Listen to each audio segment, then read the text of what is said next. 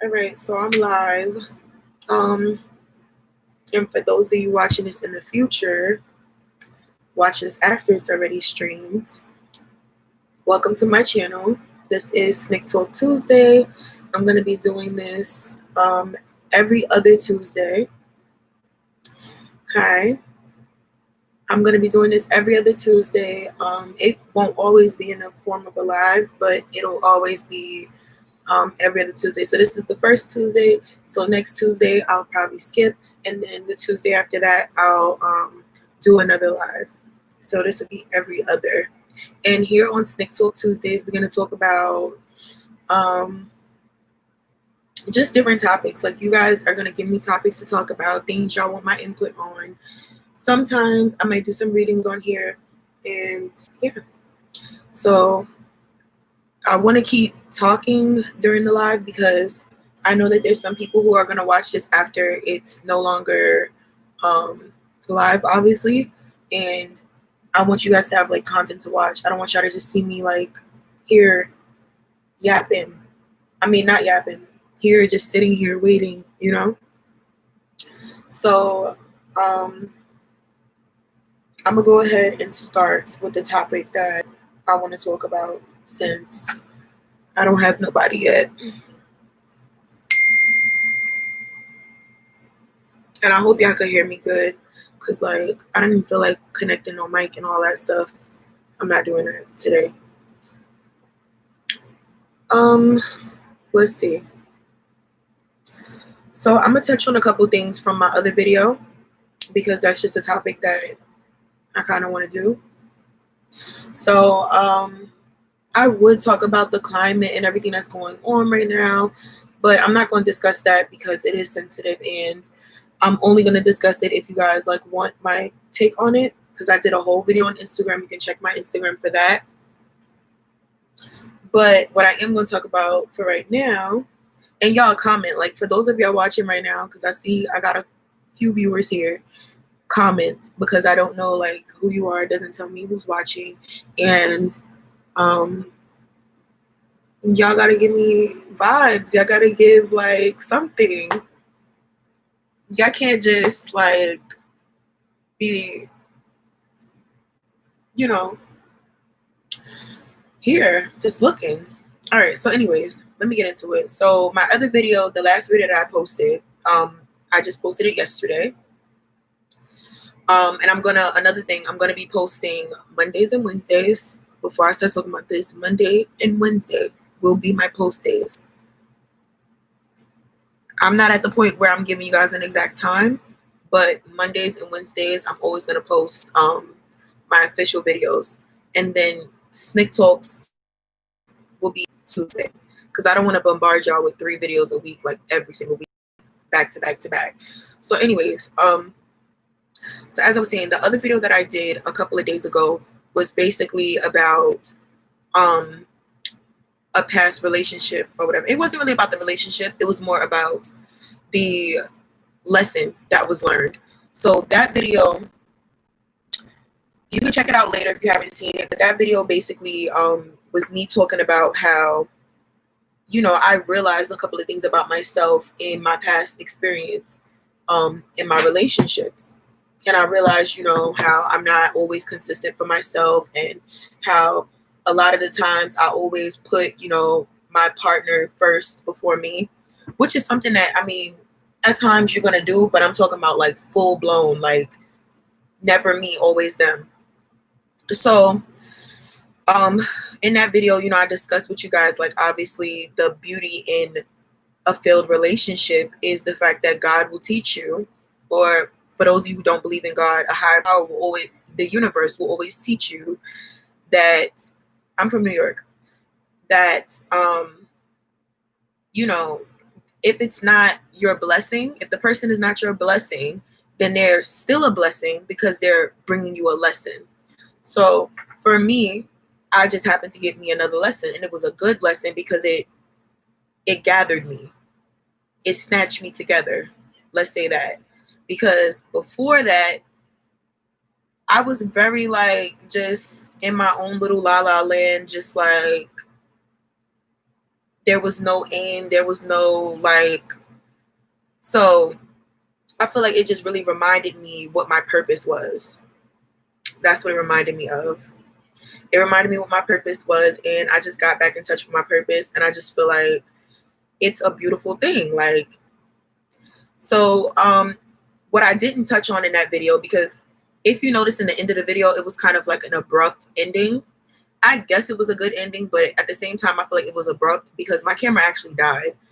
I was able to like edit it where like y'all can't tell that like that's why the video ended, but my camera had died, so I didn't get to touch on the distraction side of that video as much as I touched on the inconsistency side of that video. And if you don't know what I'm talking about when I say inconsistency and distraction, you got to go watch the video to see what I'm talking about. But you can do that later because, you know, obviously y'all watching me right now. But the topic that I'm going to go ahead and talk about until y'all give me something else that y'all want to hear, Snick talks about today. I'm going to be talking about the idea that if you love someone, you're not going. Let me think about this one because I want this. You know, I want to word this one right. The idea that of loving someone enough to leave. That's what I wanted to get at. So I talked a lot about inconsistency. I talked a lot about how, you know, obviously if you are in a situation where you're putting someone first, you need to step away, step out the box, look from the outside in, and see where you are going wrong for yourself. I spoke about that. I gave y'all the tea on that. I gave y'all the recipe. The sauce is gonna have to come out. But when it comes to the topic of loving someone enough to leave them, let's talk about that too, because not every relationship is one where a person does you wrong, or, you know, you have this huge issue with the person, or they stab you in your back. It's not always like that. Sometimes the person is just childish. Sometimes you experience a situation where you're dating somebody and they're very childish and they're like a grown boy or a grown girl, and they can't see their ways. You know what I'm saying? Like, they think that it's okay to, like, you know, flirt with different people. They think it's okay to still, you know, cheat. They think that that's like acceptable. Different things like that they haven't outgrown from their teenage and child years, and they bring that into your adult relationships.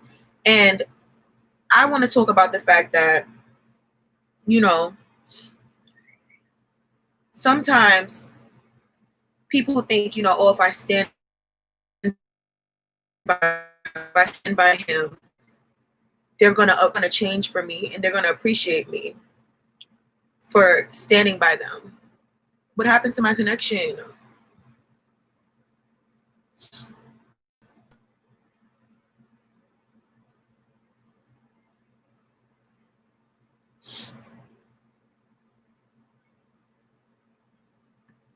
Okay, so anyways, I don't even know if I'm connected because this thing, it keeps telling me like I'm disconnecting. But anyway, back to what I was saying.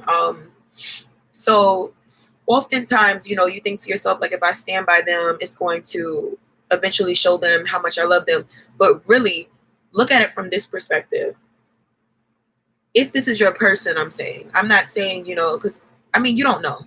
So let's just say in general. Not only are you hurting yourself by dealing with someone who, you know, is childish and you're at a different level, but you're also hurting them and you don't love them if you're still enabling their behavior. Because if you love somebody, you want them to grow.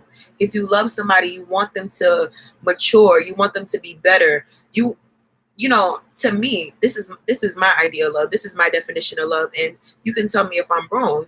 But when you love somebody, you want them to be at their best. And it's supposed to be the same way, vice versa. So being at your best is not both of y'all just staying on the same level at like forever. Y'all just doing the same things. Y'all just living the same lives. Y'all not trying to elevate. Y'all not trying to make businesses. Y'all not trying to, build. That's not, so for me, for one, it's going to make me stagnant to deal with that. But I'm also thinking of the other person because I'm like, I want you to be a better person. You're supposed to want your partner to be a better person. You don't want them to just be stuck in this idea of, life is easy, my job is easy, this is easy for me, so I'm gonna stick with it. No, like I want, if your initial goal, whoever my partner is, if your initial goal is I want to make $100,000, my goal for you is no, like we're gonna make it so that we get $1 million. And if it's $1 million, then we're gonna aim for $1 billion, like, because you never will fall too short from it. So you have to aim high like that. And I just feel like, dealing with stupid shit, like childish things like arguments and communication issues and who's right and wrong and not finding a resolution, like things like that are like, to me, they're at the bottom. That's to be quite honest with you, I don't even think it should happen. It shouldn't even happen because I just feel like we have bigger and better things to do. We have bigger fish to fry. Like, we got to worry about how many businesses are we opening. We have to worry about how much money are we going to make, like, together and as individuals. We have to worry about what are your goals. Like, are we reaching goals every month or are we in the same spot? Like, these are things that are on my mind. And honestly, like, thinking about that, it was just like, for me, I'm going to speak on myself personally. And I'm not talking about any particular relationship. I'm talking about in general. I would say all my relationships. I also, whether I'm in the wrong or right, I also look at it as I'm not helping you by like letting you continue to be disrespectful. Like, you're going to just always be a disrespectful person. And I can't change you. I can't force you to be better. But I'm not going to let it happen on my watch. I definitely want you to be a better person, whether we deal with each other or not. Y'all like this video too because, yeah, like the video. I'm more like, yeah, like the video. But definitely like the video, like me up, rate me. But yeah, so okay, I'm gonna get to my point, y'all. And y'all can ask me questions in the chat. Y'all can ask me questions. Y'all can give me topics that y'all want me to discuss, or whatever it is. Let me know. What's up? But as I was saying, I just feel like I'm not helping you. I'm not doing you any favors. And this applies to friendships as well. The topic that we're talking about, just to remind y'all, is we're talking about enabling our loved ones and their bad behaviors. I'm not going to enable you to be a bum. Like, I have a couple of friends. Let's talk about friends. Let's get into friends now. I have a couple of friends who, I love them dearly. I love them with all my heart. I see some people coming in. So just so y'all know, the topic that I'm talking about right now is enabling bad behaviors. I'm not going to repeat it again. But yeah, so I have some friends that honestly, I love them dearly, do anything for them. And I'm the nurturer of the group. So usually I kind of baby everybody in my life. I'm not going to lie. I'm going to admit that. I do. I baby everyone, even when they don't want it. Like, some of them are like, I could do it myself, but I'm just always like babying everybody. But the ones who let me baby them, who got comfortable with it, they stopped doing for themselves. And, I have some friends and they might watch this video later. They know who they are, who I had to just just straight up curse out. Because I was like, you are turning into a bum. I had to let them know. I was like, and it's not happening on my watch. I'm that kind of friend. Some people, I'm not their cup of tea because I will tell you straight up who you are. And some people don't like to hear it raw and uncut. But I'm going to give it to you raw and uncut. I don't do the sugarcoating. Not here. I don't even put sugar in my tea. Blessings. Like, I don't do it. Not here. We do honey, but I'm not sugarcoating it, honey. I'm not doing that. So I definitely have let some of my friends know, like, bitch, you're turning into a bum. You are like straight up said it to her. She knows who she is. She's probably gonna watch this video later. I told her, you are turning into a fucking bum. Because I know what you're capable of. We already discussed goals. We already started them. And you mean to tell me that you stopped in your tracks to do some fuck shit?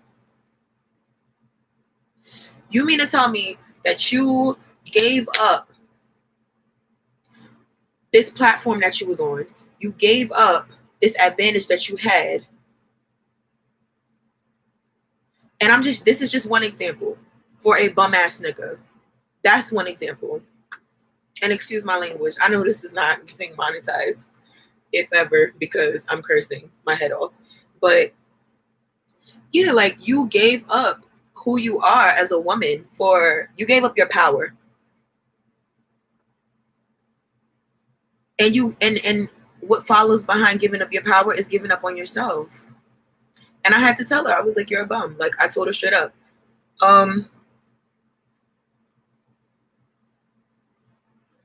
Am I good, y'all? So it's a lot of y'all coming in here and y'all not saying nothing. That's my issue.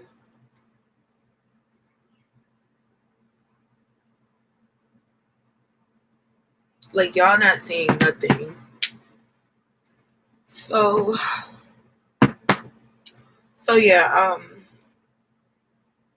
so I had to tell them, like, straight up, I'm that kind of friend. I just feel like as much as I love and I want to nurture everyone, and I want to like sit there and just, if I could, carry everyone with me, I just feel like, honestly, like, if it means that I have to literally walk away from the friendship or walk away from the relationship or walk away from the family member or anything, I'm going to walk away, because one, I'm not going to kill myself in order to get you to see who I know you can be. And I'm not going to sit up there and cradle you while you are on a downhill spiral. I'm not doing it, because I want the very best. I want the very best for myself. I want the very best for my friends. I want the very best for my family. I want the very best for, my lover, if I have one. I want the very best for everyone in my life. And my children, when I have them, I want the very best. A lot of y'all who know me personally, or, just see me on Instagram and stuff like that, even if you know me from Instagram, you know that, like, I love my cat a lot. Y'all know that. Like, I love this cat. Like, I'm like a cat mom, full-blown cat mom. And y'all see how I'm like very like dramatic about this cat as if the cat is a baby. And I give this cat like the world, because he's mine. Just like my friends are mine, my family is mine.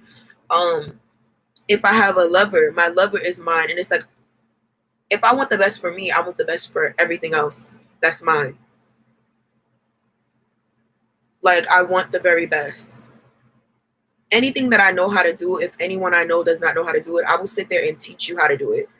No, I'm not gonna, sometimes I'll do it for you, but at some point, like, if it's something that you like need multiple times or something, I'll just teach you how to do it, because I just feel like I'd rather you know how to do it yourself than for me to sit up there and do it for you and you're still confused and ignorant to how to do it for yourself. So I always want to like give everyone the skills that I have. I always want to build everyone up. And so I'm having this conversation with y'all today on this SnickTalk, because I challenge y'all to do the same thing. Like, I want you guys to, if you have to walk away from your best friend in the whole world because your best friend is literally going on a downhill spiral, and you see them going downhill and they're not listening to you and you've been trying to help them, then walk away. Because it's better that you separate yourself from somebody than to sit up there and watch them take themselves out. So in some situations, it's out of our control. It's out of our grasp. We can't control the person. We cannot force the person to change or to make themselves better. But there are also times when we can. And when we can, we must. So, I don't know. I'll give you an example. Like, let's say you have a friend who's in a relationship, right? Let's say you have a friend who's in a relationship and you know the relationship is terrible for your friend. I've had friends in that situation, and I've been the friend in that situation. I thank God for the friends that, you know, some of them, they'll sit there and they'll tell me time and time and time and time and time again, do this, do this, do this. And I'll be like, no, I think that I'm doing the right thing. And I can't see because I'm in it. And some of them will just be like, you know what? They'll say some reckless stuff to me, like just straight up tell me like, you're dumb, you're this, you're that. Like, just because it's gotten to a point where I've been nice to you, I've cradled you. Now I have to tell you straight. And they've done it to me and literally walked away from me. And I sat there and I was stubborn and I was like, I'm not wrong. But those are the friends that I still have to this day. The friends that keep it real with me, that tell me about myself. Those are the friends that I have to this day. Why? Because I know that those are the friends that want the best for me. Those are the friends who literally feel my pain. Those are the friends that literally understand me like no other. The people who sit up there and they just nod their head to everything that I do, I keep a distance with them because I know that they don't really have that. They don't have that care for me. Like the friends who literally will tell me about myself when I'm in the wrong. Literally, it'd say, hey, like, your hair is out of place here. This is not right. Let me know. Rather than the friend that'll walk down the street with me and have me looking tore up from the floor up. I expect this and I want this for my friendships because I give this. I'm never the friend that's going to enable your behavior. Not doing it. I fell out with so many people in my life because they just feel like they want me to enable their behavior. If I'm not that close with you in the beginning, I probably won't speak on your behaviors because I feel like it's not my place. But when we're at a certain level in our friendship or relationship, if it's about a relationship, I'm going to tell you, like, and some people take that as, oh, you're attacking me. You're trying to make me seem like I'm a bad person. No, I'm not. I'm trying to make you a better, more resilient, stronger person. I don't want you to be stuck in the habit, in the cycle of doing the same thing over and over again. I want you to be better. I want you to be the strongest. Even if we stop talking tomorrow, I want you to prosper. I want you to do well. People don't understand that. So I'm making this video because I really want you guys to definitely, in your friendships, in your relationships, in your life, even with your family members, I don't want you to sugarcoat anything with them. You are not helping them. You're not. You're not. Because one, you're teaching them that you're going to always either cradle them through their bullshit or you're going to let them walk over you. Because sometimes the issue that they have is walking over you. So, you know, that's my whole point with that one. And that's what I needed to get off my chest from the other video because I just feel like I had to say that. That was another part of it. Definitely, I don't want to, enable nobody to do nothing. That's not good for them or good for me.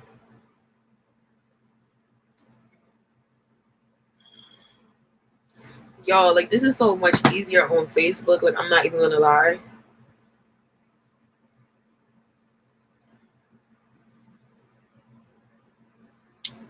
Let me see. I was looking at something. Okay, so those of y'all watching, y'all can ask me questions and I'll give you my take on it. It don't have to be like a question about me. That's not necessary.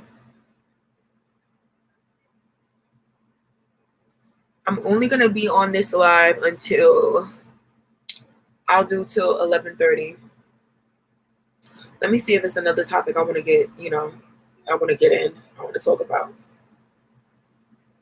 I don't want to mix this up too much. I don't want to get into too many things because I want this to be on a flow. So since we're on the topic, I guess this week is like the week of love. I guess we can call it that, because that's what we're talking about this week. Relationships, love, friendships, things like that. So, all right, guys. So,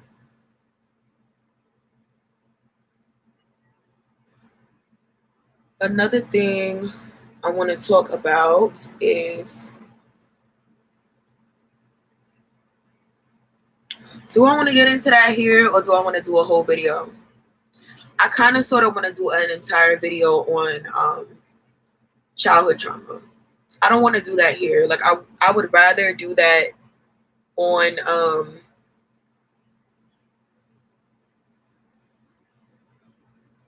I'd rather do the childhood trauma with a full-blown video. I don't want to get into that right now. So we talked about enabling. I think I touched on attachment in the other video. Let's talk about distractions, I guess.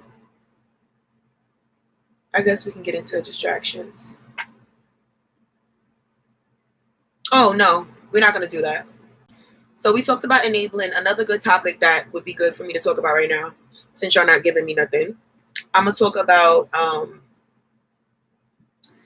why, especially with the climate and everything that's going on, I want to talk about why men need to allow, this should be a whole nother video, but I'm going to do this here.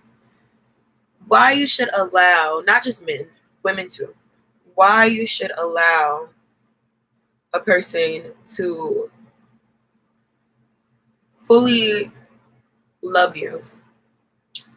And what I mean by that is, so like oftentimes, you know, we come into like new relationships or new friendships, and you know, some of us, we've been scarred, we've been hurt, people have betrayed us, done this and that to us, and a lot of the time we just feel like this person's going to do the same thing, that person's going to do the same thing. But I just feel like we have to get out of that mindset.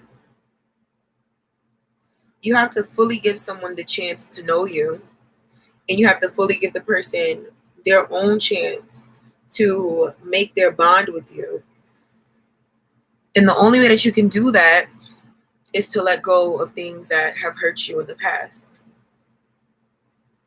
So for those of you who, we'll get into friendships first. For those of you who have had friendships, you know, that lasted years and years, and then I know as women, I'm going to talk about women, not men, for now. So like as women, we have these friendships, some of us that have lasted for years, and then the person betrays us. Or we betrayed the person, or there's just a disagreement and we curse each other out and stop speaking. And then we just have this idea that I can never trust someone like that again. I can never let someone that close to me again, because they're going to stab me in my back the first chance that they get.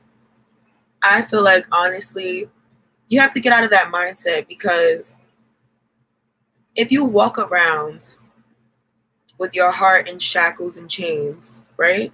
If you walk around and you close yourself off to the beauty of the world, you're going to become bitter.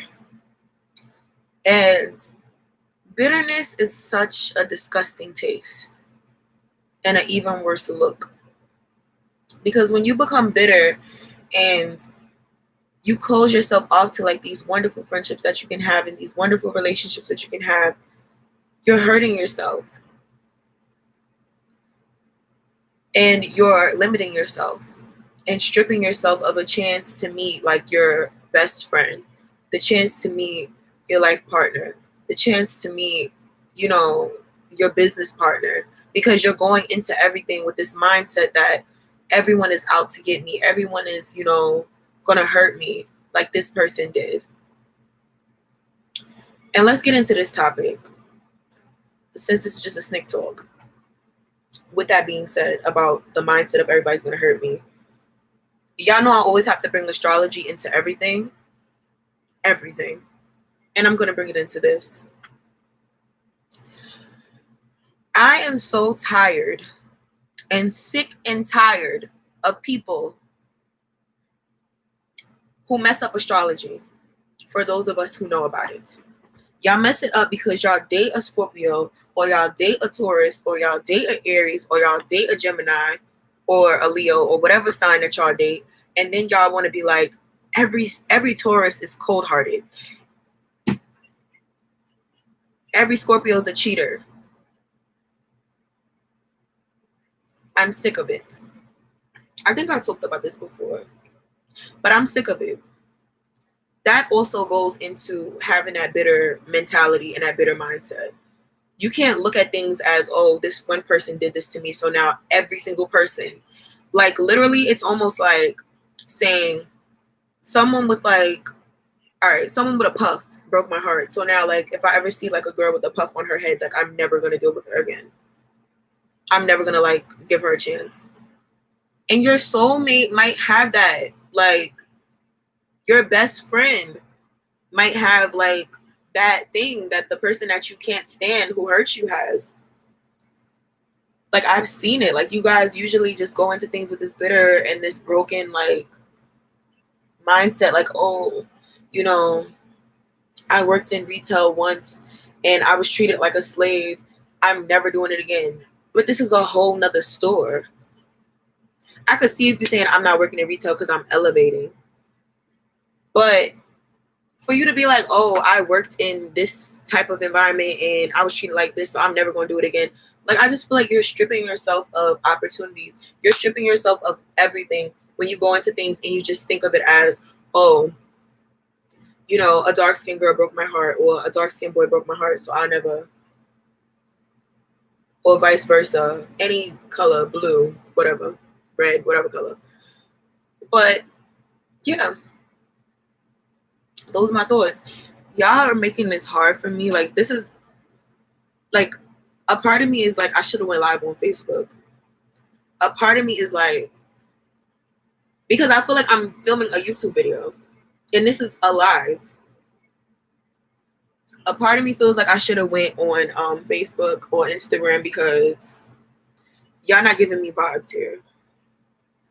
And whoever's in here watching, whoever keep coming, like, I see like 7 people here, 5 people here, 2 people here, 3 people here, 10 people here. Like, whoever keep coming in and like out, or those of y'all who've been constant, y'all not talking. Y'all just watching me. At least on Facebook they talk, and on Instagram they talk. Y'all not talking. And I don't want to just talk about stuff that I want to talk about on SnickTalks. I want to talk about things that y'all want to talk about on SnickTalks. It's been 33 minutes since I've been on live. Let me see.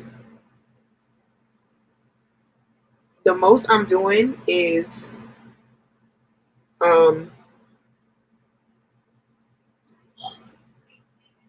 the most I'm gonna do is an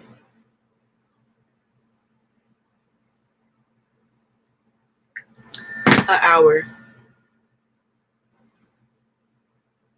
Let me see if I can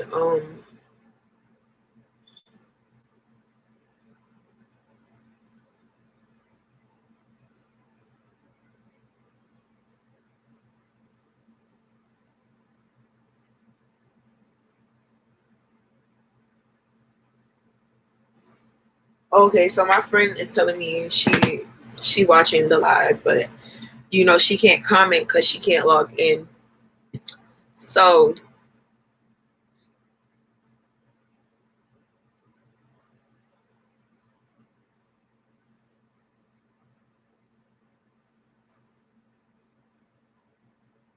it's kind of difficult to do a YouTube live, because like, this is a little, YouTube is a little more complicated for me. I'm still getting into it because, you know, y'all, I don't have that many people on YouTube. Like, the most people I have is on Facebook, and my Facebook people are very stubborn. They don't want to come to YouTube. And then Instagram is like my middle. So it's like Facebook at the top, then Instagram, then YouTube. Snap don't really count because you can't go live on Snap. Snap is just my like another messenger. But it's hard doing this because I have a lot of stuff, like a lot of input I can give you guys and a lot of advice that I can give you guys, but being that I don't have the viewers on here yet, it's a little difficult because I don't want to sit here and like be redundant and talk about things that I personally want to talk about, because that's what my videos are for. SnickTalk is more for me to like have you guys involved in like chatting and talking with me and like, you know, giving me a little vibe and stuff like that. So I'm gonna try to like make this a thing so that then people can just get in the flow of like joining the YouTube live. Did I ever post it? Let me see. Y'all, I'm looking at my Facebook real quick. But if you have any questions, like if y'all have anything that y'all want to have me discuss here, just leave it in the comments. Okay. So I get all these likes on stuff, but nobody comes to YouTube. What the hell?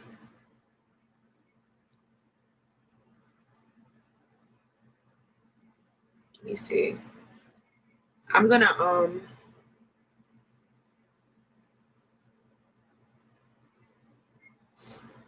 okay, Kiara's in. All right. Giving a vibe. She can comment now.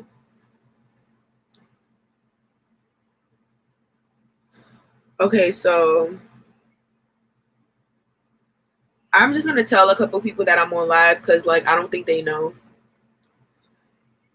Cause I have to promote my YouTube live, y'all. Like I'm not about to sit up here in front like I have all the viewers on YouTube. I don't. My viewers are, you know, active on Facebook. Y'all not active on here. So I gotta get y'all woken up. Cause I know I be inconsistent, so I can't get really upset with nobody for not jumping to my YouTube because I don't be on YouTube like that. So, but don't worry, y'all. I got my tea.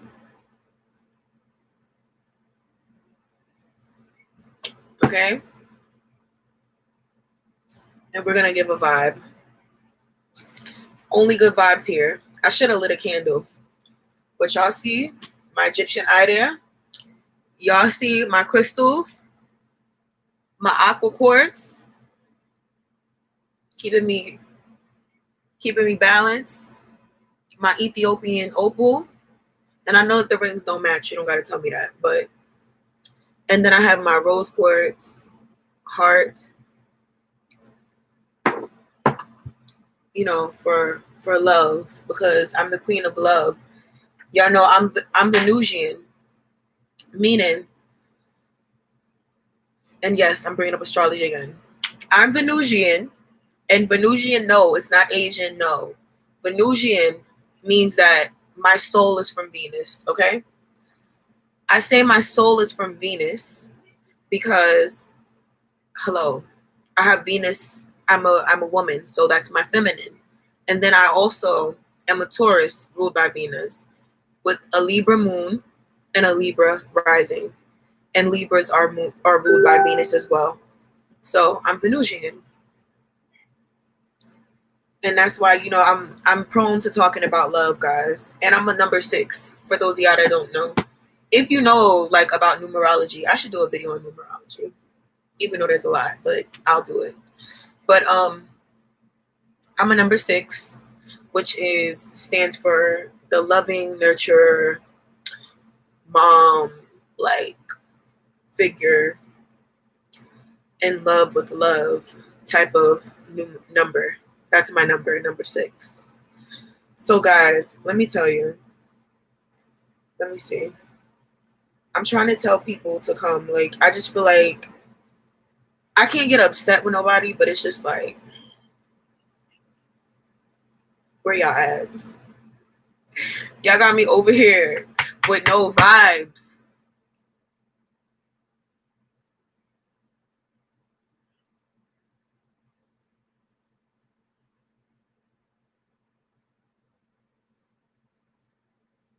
Y'all giving me no type of vibes. Kiara, wake up. Like, everyone wake up. Whoever this other person is, wake up. Like, I got my purple light for y'all. I'm giving y'all a vibe. Like, y'all ain't no good to me. Let me make it pink. Oh, you cooking? Oh, okay. We're giving a blue vibe now. We're giving some blue. But I don't really... The blue light is not really my thing. Let's do pink. I want to do like a... Let me just do it from here. I want to do like a... It's 11:11, guys. Make a wish.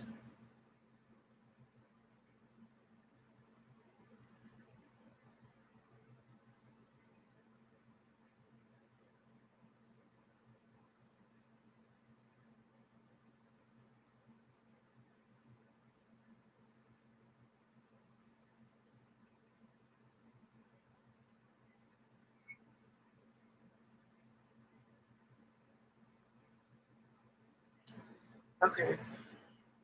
I made mine.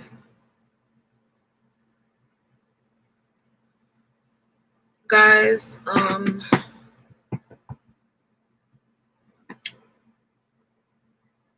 give me a second or two. Because, I believe that the viewers make the live.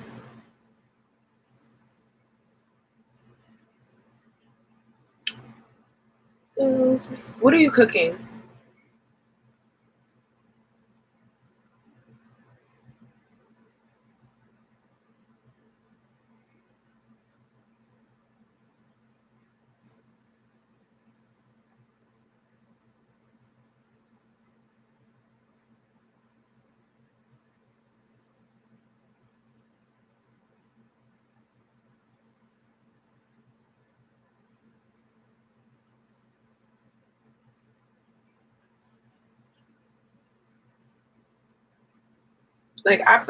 I would have done wraps. Did I eat? I did eat. I didn't eat again. Y'all, I've been so strict on this diet. Let me tell y'all something.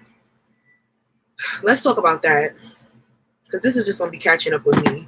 Listen, I was going to save the snick talk for next week because I was going to do like a very controlled snick talk where I was going to sit down with one of my friends. We were going to chat it up. We were going to like talk about some topics and her input and my input and things like that. That's what I was going to do on snick talk. Let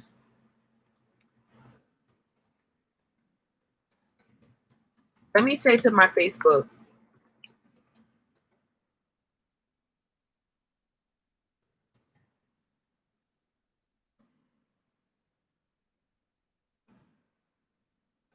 You know what I'm going to do? I'm going to stop being on Facebook in a minute.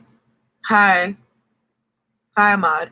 I'm going to stop being on Facebook and Instagram because I feel like y'all only want to see me on Facebook.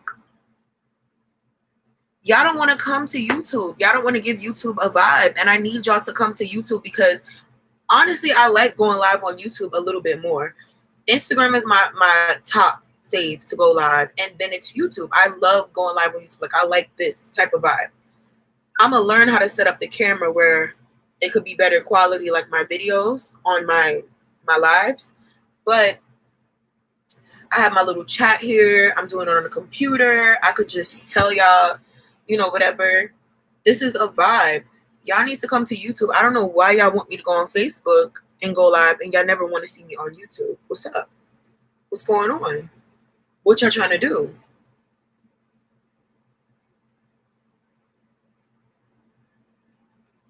Because y'all playing. Y'all playing with me. Y'all, like, I'm not going to continue this Facebook thing. It's like Facebook is like pulling me toward it, but YouTube is where my heart is at. My heart is not on Facebook. See, look. Gonna call me on Facebook, but ain't join my live. You see how people are?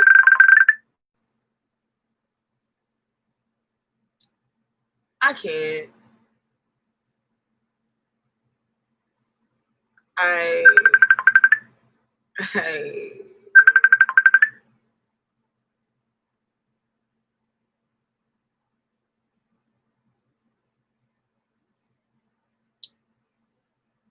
can't and I won't. I just can't. Y'all sitting up here calling me on Facebook, and y'all could be in the chat. We could all be talking. We could be having a deep discussion.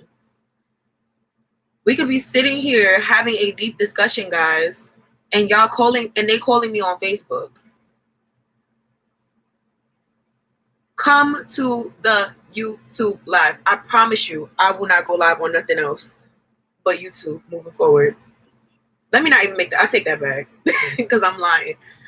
I'm going to only go live on YouTube because I need y'all to this needs to become a habit. Y'all need to get in the flow because we're not doing the Facebook thing no more. Facebook is not my vibe. SnickTalk Tuesday is a thing. Every other Tuesday. So this Tuesday, not next Tuesday, but the Tuesday after that, where y'all need to be. Y'all need to be on SnickTalk Tuesday. That's where y'all need to be at. SnickTalk Tuesday. I don't want to set the time for 10:30 because what if I work? So I'm going to just say, whatever time. I'll tell y'all the time on the day of. But check my page because you're going to see it before it comes up. I'm going to make I'm going to set it up. It's going to be premiered. It's going to be premiered. So y'all going to know that I'm coming. Like this video. I seen about 15 of y'all come in here. And I have 2 likes. Like the video.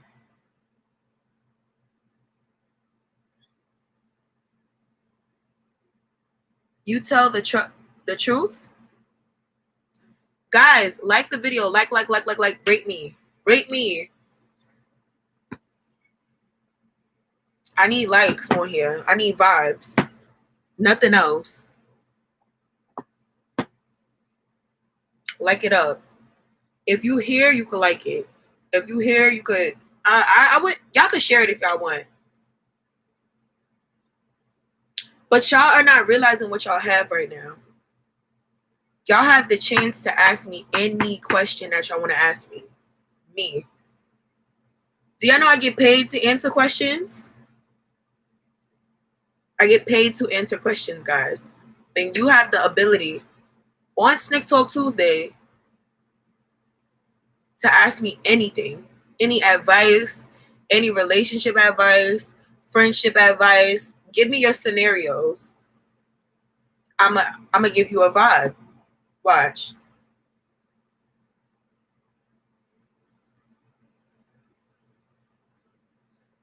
Matter of fact, since y'all not giving me nothing to talk about, I'm gonna tell y'all about something that happened to me 2 weeks ago, I think, or a week ago. So I'm gonna put y'all on about this situation because I just saw the text message and I'm just like, I haven't put nobody on about this. So let me tell y'all how True Colors come out. Let me tell y'all about True Colors. So this dude, right? There's this dude. I knew him for I think we known each other maybe 4 years because I met him when I was in high school. I was in 11th grade or so like that. So yeah, I had to be 16. I met him 2016, something like that. And, we met on Facebook. We met on Facebook because, no, we didn't even meet on Facebook. Y'all know, for those of y'all that know me, I'm a computer geek. And, I play games like IMVU. I've played Zwinky, Mees, whatever, chatting website that there is, I've played it. I've done it. So, I think I met him on one of those. Something like that. But he was from the city. He was from New York. So we were supposed to meet up. And he was cool. He was cute or whatever. So I was seeing what he was about. He was a Leo. And let me say this. I'm a Taurus. All right? I'm a Taurus with a Libra moon and a Libra rising who is very in touch with astrology. Okay? Y'all know this. And for those of y'all who don't, now you know. But this Leo, I'm not compatible with Leos. My mother's a Leo. So that's how I know. You know, I'm not compatible with Leos. We argue a lot. Leos are very self-centered, and then Tauruses are very like, we're stubborn. You know, when we see things fit, you know, in our way, we want it to be our way. So that's the clash. And we also want someone who's gonna like, you know, be all over us. We don't want somebody who's gonna be self-centered and think we're like their servant.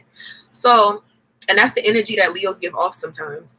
So, yeah, so me and him, we would argue a lot because he was like, you know, we gonna meet up, but I'm from Yonkers and you gotta come see me. And he was saying how I gotta come see him because he had like some like legal issues going on or something like that. That was also a red flag because I'm just like, okay, like, but I wasn't really judgmental about that. I was just like, whatever, like, people make mistakes. But he was saying to me like, you gotta come up here, and I'm like, first of all, my mom is mad strict. She's not letting me just run around New York. That's not what we're doing here. Not to mention, I'm already just naturally a homebody, and I don't want to come all the way to Yonkers to see you. Come see me. You want to see me. I don't want to see you. So I told him, I was like, come to the city to see me.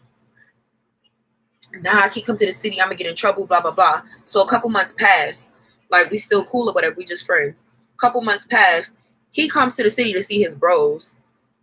Posted up with his bros. Hit me up. Tell me about it. Everything. And so I kept that in mind because I'm like, now the next time this nigga try to tell me he cannot come to the city, I'm going to bring that up. So he was like, oh, I can't come to the city. The next time he asked me to come see him, oh, please just come see me. Like, it's not that big of a deal. And don't get me wrong, I wanted to see him because he was cool. And he was still very respectful at this point. So I'm explaining to him, like, my mom is strict. So I said, okay, I'm going to make a compromise for you. Any man with their head on their shoulders would have took what I offered. I said, okay, I don't be in Yonkers, right? I don't come to Yonkers like that. I don't know Yonkers like that. That's not my place. So I'm like, all right, boom. I'm going to come to Yonkers for you, but I'm bringing my friend with me because, one, I never met you in person. You could be like, you feel me? Like, you could set me up. I could come over there and come to your house and think everything's cool and shit like that. And then 4 niggas come out the next room and rape me. Like, I'm not doing it. Like, I don't know you like that. So I'm just like, not to mention, I don't know if I'm gonna like how you look, and I'm very blunt, and I could come off a little bit. We talking about 16-year-old me now, so don't try to roast me. Don't try to say, oh, Miss Spiritualist is, you know, being childish and unreasonable. No, hear me out. This is 16-year-old me, and at 16 years old, I don't have a filter right now. I will tell you about yourself today. And I'm in my 20s. But 16-year-old me will tell you off. Okay? 16-year-old me will give you that work. Okay? 16-year-old me will give you life with no parole. Like that. Like, I will hurt your feelings. So I told him straight up, like, I was telling him, like, you know, I can't come over there because I'm thinking to myself, I know how my mouth is, and it just slips out. If I meet him and I don't like how he look, I'm gonna be like, you don't look like what I saw. I'm that type of person. Like, I will tell you. I will straight up tell you, like, you don't look like what I saw. That's me. So it's like, I was just taking all of that into account, and I'm like, listen, I gotta have like one of my homies, like, I gotta have one of my friends with me because they gotta hold me down, like, in case shit get crazy, like, in case something go left, like, so I can't, like, I can't come over there and then do this hit, right? And I say something rude, and then he get me beat up or something like that, like, they jump me. That's not my place, like, so I told him, I was like, I'm gonna bring one of my friends. And I'm thinking I'm being reasonable because usually when I meet people I never met, I bring 2 friends. So I'm like, I didn't even bring gang. Like, I'm just bringing one person. One. Just one. Because, you know, just in case you try to get crazy, you know, I'm not going to say it on YouTube, but y'all know. If you know, then you know. If you know the real me, then you know. Okay, get into it. If you know 16-year-old me, you know how I would handle that if he tried to get crazy. But so yeah. So I I told him, I was like, I'm gonna come over there with my friend. So I'm telling her, we trying to figure out, we're gonna take the Metro North up there, all this other stuff. Bad enough, I'm taking the Metro North up there. So now this is his new story. I'll pay your cab all the way up here and back. Da da da. And his energy was giving, you just wanna fuck. That's what it was giving. It was giving that. And listen, at 16 years old, I was still a virgin. So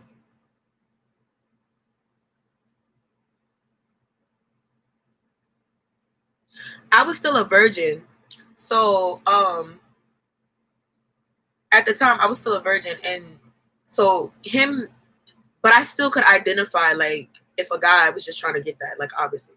So I'm just like, he going too hard. Like he's sitting up here talking about he about to send a cab from Yonkers all the way to Harlem. Like, all right, you doing a lot. Like you going hard for this. And then on top of that, you'll send a cab for me by myself, but you won't send a cab for me with my friend. Like you doing a lot.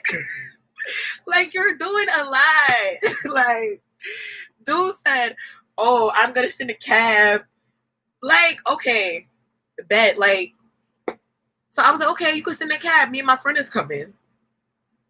Yeah, we're coming. Period. I'm gonna tell y'all a story about another dude too, but yeah, so I'm like, okay. Yeah.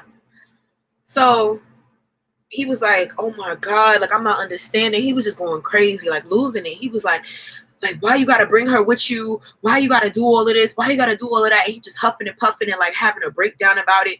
And I'm thinking in my head, because there was another dude that I had met like online. Because when I meet people online, I don't always meet people who I like in person, who I meet online, because I just like weigh and measure their vibe, And I just feel like it depends on why you deal with me.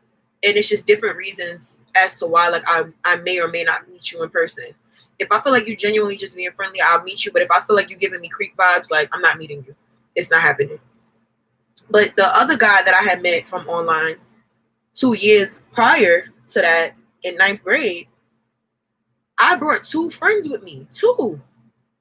To meet him. 2 friends. Like I bought the fighter and the shanker with me, like, because just in case, like, anything go down. And he was cool with it. He was like, all right, like, you got to bring your friends with you, whatever make you feel safe. And that's how you know. Because every dude is different. Like, some dudes, they really just be trying to get cutty. They really just be trying to get yams. You're not getting yams from me. Not my first time either. Like, from you. We're not in love. This is not like, I don't want to look back on this and be like, oh yeah, some dude that was pressuring me to come see. Like, no, like that's not what I wanted my memory of my virginity to be. Not that. Like, ew. My memory is not going to be that. I'm very proud of what my memory is. You was not about to be the memory. Sorry, boo. Okay? So, yes, the fighter and the shanker. Like, you got to have them with you. You got to have them with you. I really would say something else, but I can't get into that on YouTube. But, so I said what I said. Like, you're like, and then he even, he would say weird stuff. And yes, I'm putting all his business out there. Like, I'm putting out all of the conversations and things that we had because I don't respect him anymore. And I'm going to tell y'all why I don't respect him anymore. Bear in mind, I never was in a relationship with this person. This was never somebody that I was in love with. So I don't have to like protect him by any means. I don't have to protect nobody, but I'm not going to protect somebody that I was never in love with. Like, for what? So, especially when he disrespected me, like he violated me on a whole nother level. Like, violated. So, anyways, but yeah, so I told him, I was like, yeah, so my friend is going to come. So eventually he was like, all right, cool, she could come. Bet. So me and my friend, we go over there, whatever. Yo, I need more. Why is there's 5 of y'all and there's only 3 likes? Or can I not see the likes? Like rate me. Y'all need to rate me. Y'all need to rate me because I'm giving y'all my business. Y'all need to like.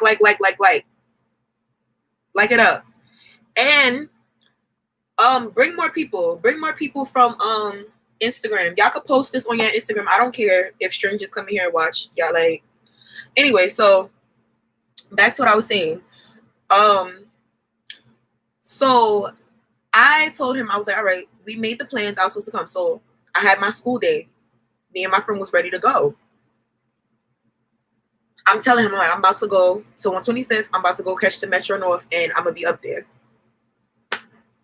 He's like, why are you catching the Metro North? I said I was going to do the cab. I was going to do the cab for you. Like, he already got a stank attitude. I said I was going to do the cab. I said, da, da, da. I'm just like, okay, so send the cab. This is the address of the school. Send the cab. So, hey, sister. Hey, so he's like, I'm going to send the cab. I'm going to send the cab. I'm like, all right, bet. Send the cab. Like, like, he's getting me tight. And this is why a Leo and a Taurus cannot, bro. Like, it was one Leo that I talked to, and he was a vibe. Like, don't get me wrong. Like, we got along very well because he's just mature. It's a difference. When you mature, you grow up. But I'm talking about a Leo in their natural state. Cannot do it.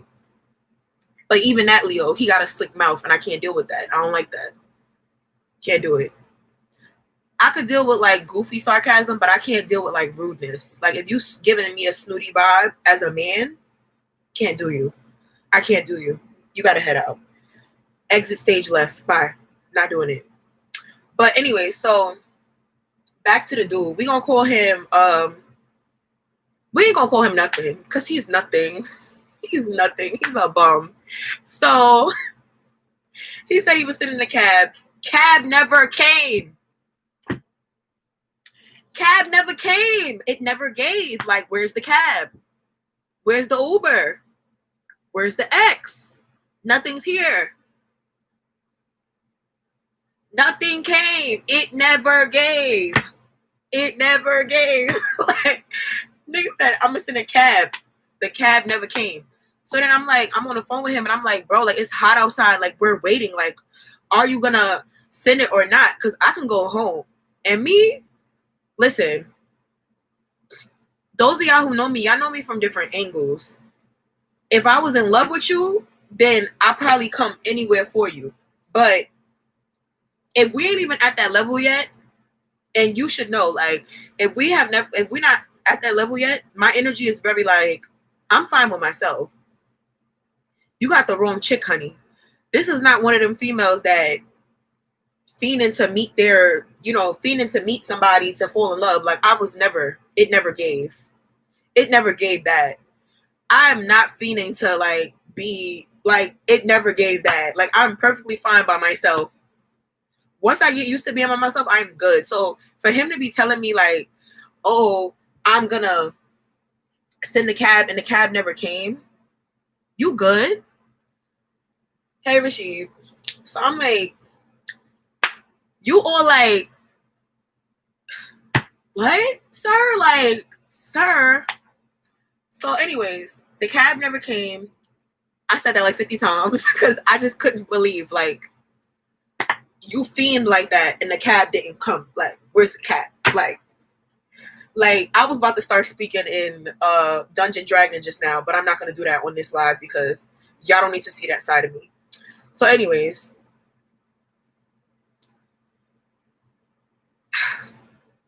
he says, can you please? He went from cursing me out and, like, saying, like, I don't know what's going on with the cab to, I didn't send it because could you please just come by yourself? He was like, if you're not ready to lose your virginity, we can hump.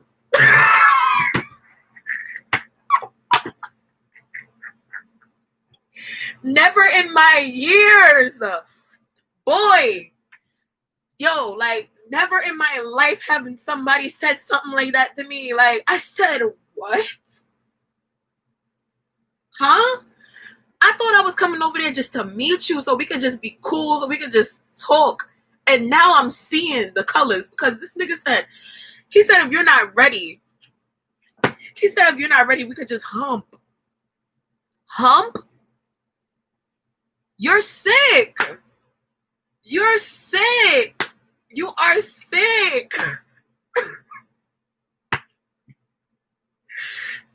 For you to even, like, say that comfortably is what threw me out the window. Like, I'ma come to Yonkers. Like, explain this to me, y'all. Like, please, because I need this to make some sense. I swear to God, I need this shit to make sense. I'm gonna come to Yonkers for a nigga to hump on me.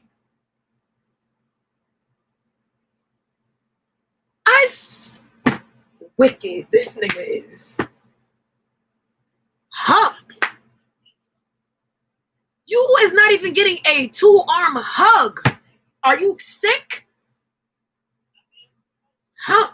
Like, girl, I can't. It never gave. I'm sorry, y'all. Everything keep moving because, like, whenever I, like, jam at this desk, don't come in here with that. I'm on live, so don't say nothing. All right, anyway, so he gonna say you could come up there and hump. This is when I started to realize that this was a weirdo that I was dealing with. And don't get me wrong, y'all know that I promote weirdness because I'm weird. I'm socially awkward a little bit, you know, like I have my ways that I can give a little cringe. But that was just it for me. That was just the door. I had to head out because why would you say something like that to me? Like, what made you think that that was gonna happen? What made you think that I was like, I was like, I wasn't even coming to your house. I thought he was like, he's like, so what was we gonna do? I'm like, we was gonna go somewhere. Who do you think you're dealing with? Who? We was going somewhere. And you was paying for my friend too. Yeah. Word. That's what was happening. So what do you mean, hump? Sick is what you are. So so that's when I decided he ain't never gonna see me. But then a part of me was like, me and my friends need to go up there to see this nigga so we can laugh at this nigga because he's a joke.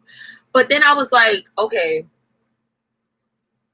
I was like, me and my friends need to go so we can laugh at dude and just be like, he is a full-blown pathetic mess. Oh my God. Like, it's a 22. Hold up. Wait a minute. It's a chopper. He was gonna be like,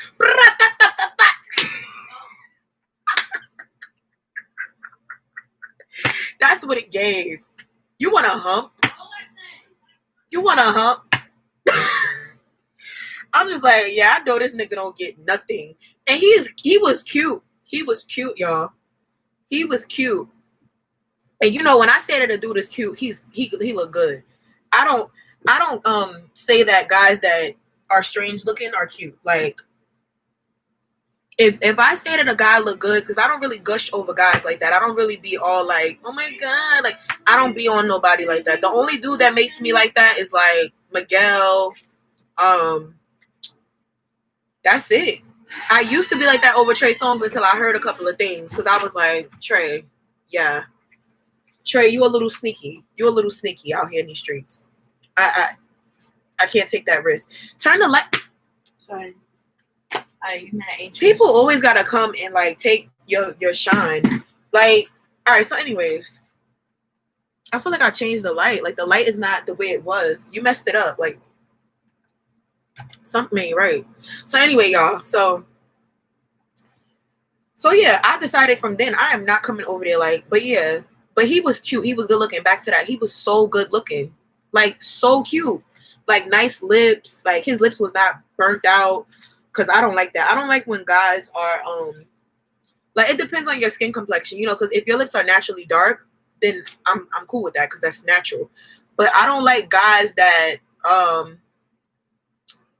don't like guys that are. I don't like guys that are like who's a skin complexion I could give it. Okay, let's use Miguel. Like if a could you be quiet? Cause I'm on live. Anyways, cause she want to be heard. So anyways, So if you like Miguel color and then your lips are black, like I'm talking about your lips are like not like how my top lip is the color of my skin complexion, because that's normal, and my bottom lip is pink. I'm talking about black as in your lips was naturally pink, but your lips are my color because you smoked them out. I don't like that. Or because you bleached your skin and you got that that's a side effect of bleaching your skin. Your lips be black and then the rest of the face be like that pale light skin color. I don't like that. I don't like people who bleach. Men that bleach. You can't. Oh, this is my sister. So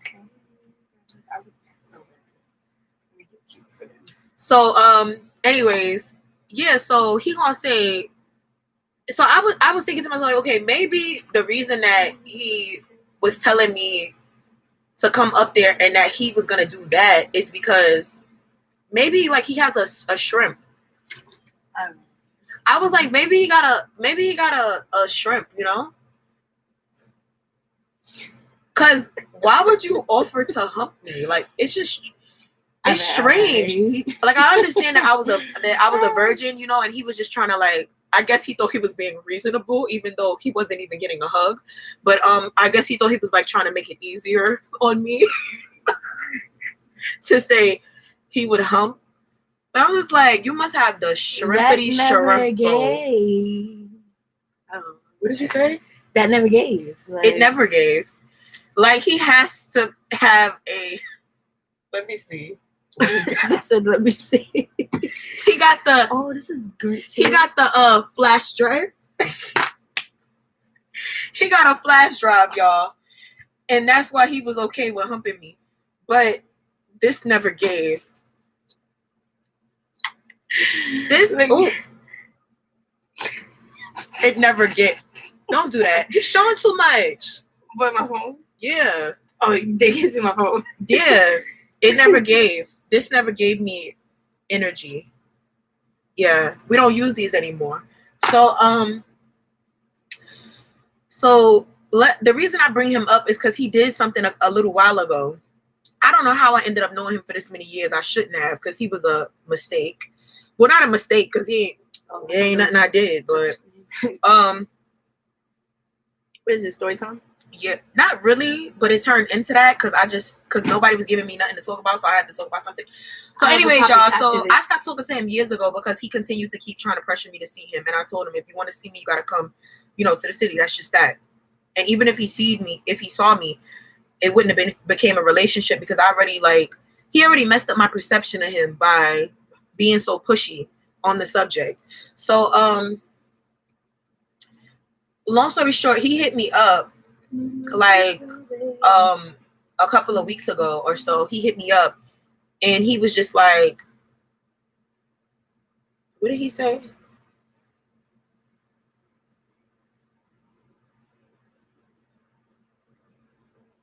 Hey. What did he say? He said, when she said, hey, sister, and like, hey. What? Where's your brother? Don't do that. Y'all not gonna do that on my live. It's no sister-in-law. I don't have no relationship. Where's your brother? I'm single. Where's your brother? Stop doing that to him. I'm single. Why are y'all doing that on my live though? All right. He said, hey. I'm single. Wait, he just said, I am single. I'm not claiming nobody. There's no relationship. It's done. It is done. Okay? I have no relationship. And my last relationship. Who's that? Why are you looking at my phone? And I made a whole video on my most recent relationship, guys. So y'all can go check that out. Yeah. So anyways, so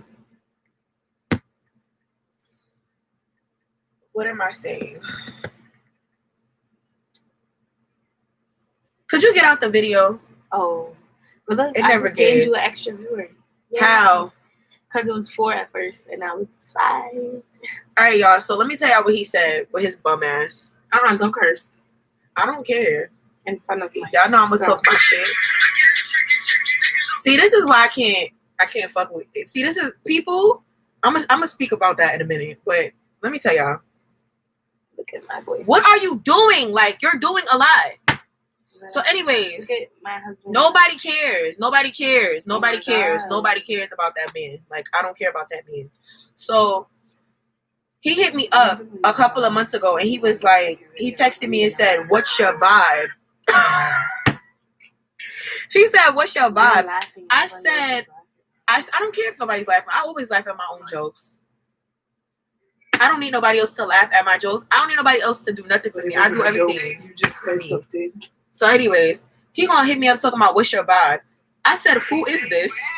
Cause who is this? I didn't know who the fuck it was. And he was like, "Who else?" He was like, "Who else, punk?" I said, "I really don't know." He said, "Blank," because I can't tell y'all his name. He said, "Blank." He was like, "If I can't talk, let me know." And I was like, "Oh, what made you hit me up after all this time?" And he was like, "Cleaning my phone out. I just got a new one and I saw your number." I'm like, "Let me see if she's alive." I was like, "Yeah, I'm alive and good. What happened?" He was like, how's your, he was like, "I'm good." He's like, "I'm good, mamas." I hate a mama's ass nigga. I like them. That shit make me cringe. It's certain things that make me cringe. I don't like the word babe. I think somebody messed that word up for me. Hold on, y'all. Hold on.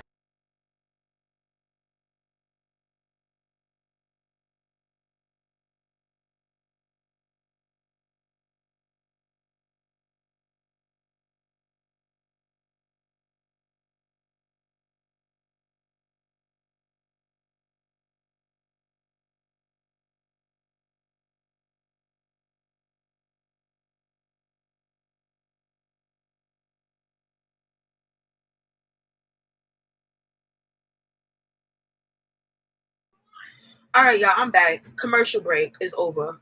Because I had to say something to this girl. Because don't try to bother me on your live. Because I'm not even playing. Like, I thought I was the only one. Okay, so what did I say? So anyways. All right, y'all. So look. What all right, y'all. So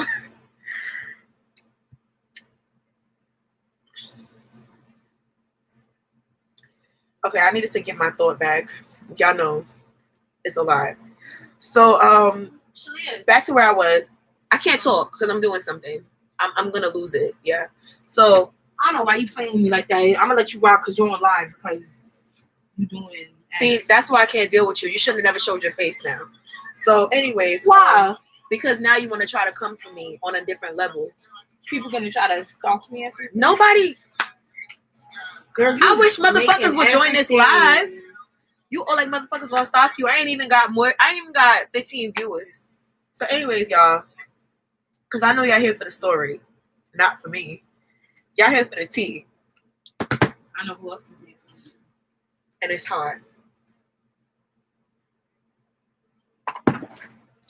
So he was like, what did he say to me? He said, "Mamas." Yeah, that's what he was at. He said, "I'm good."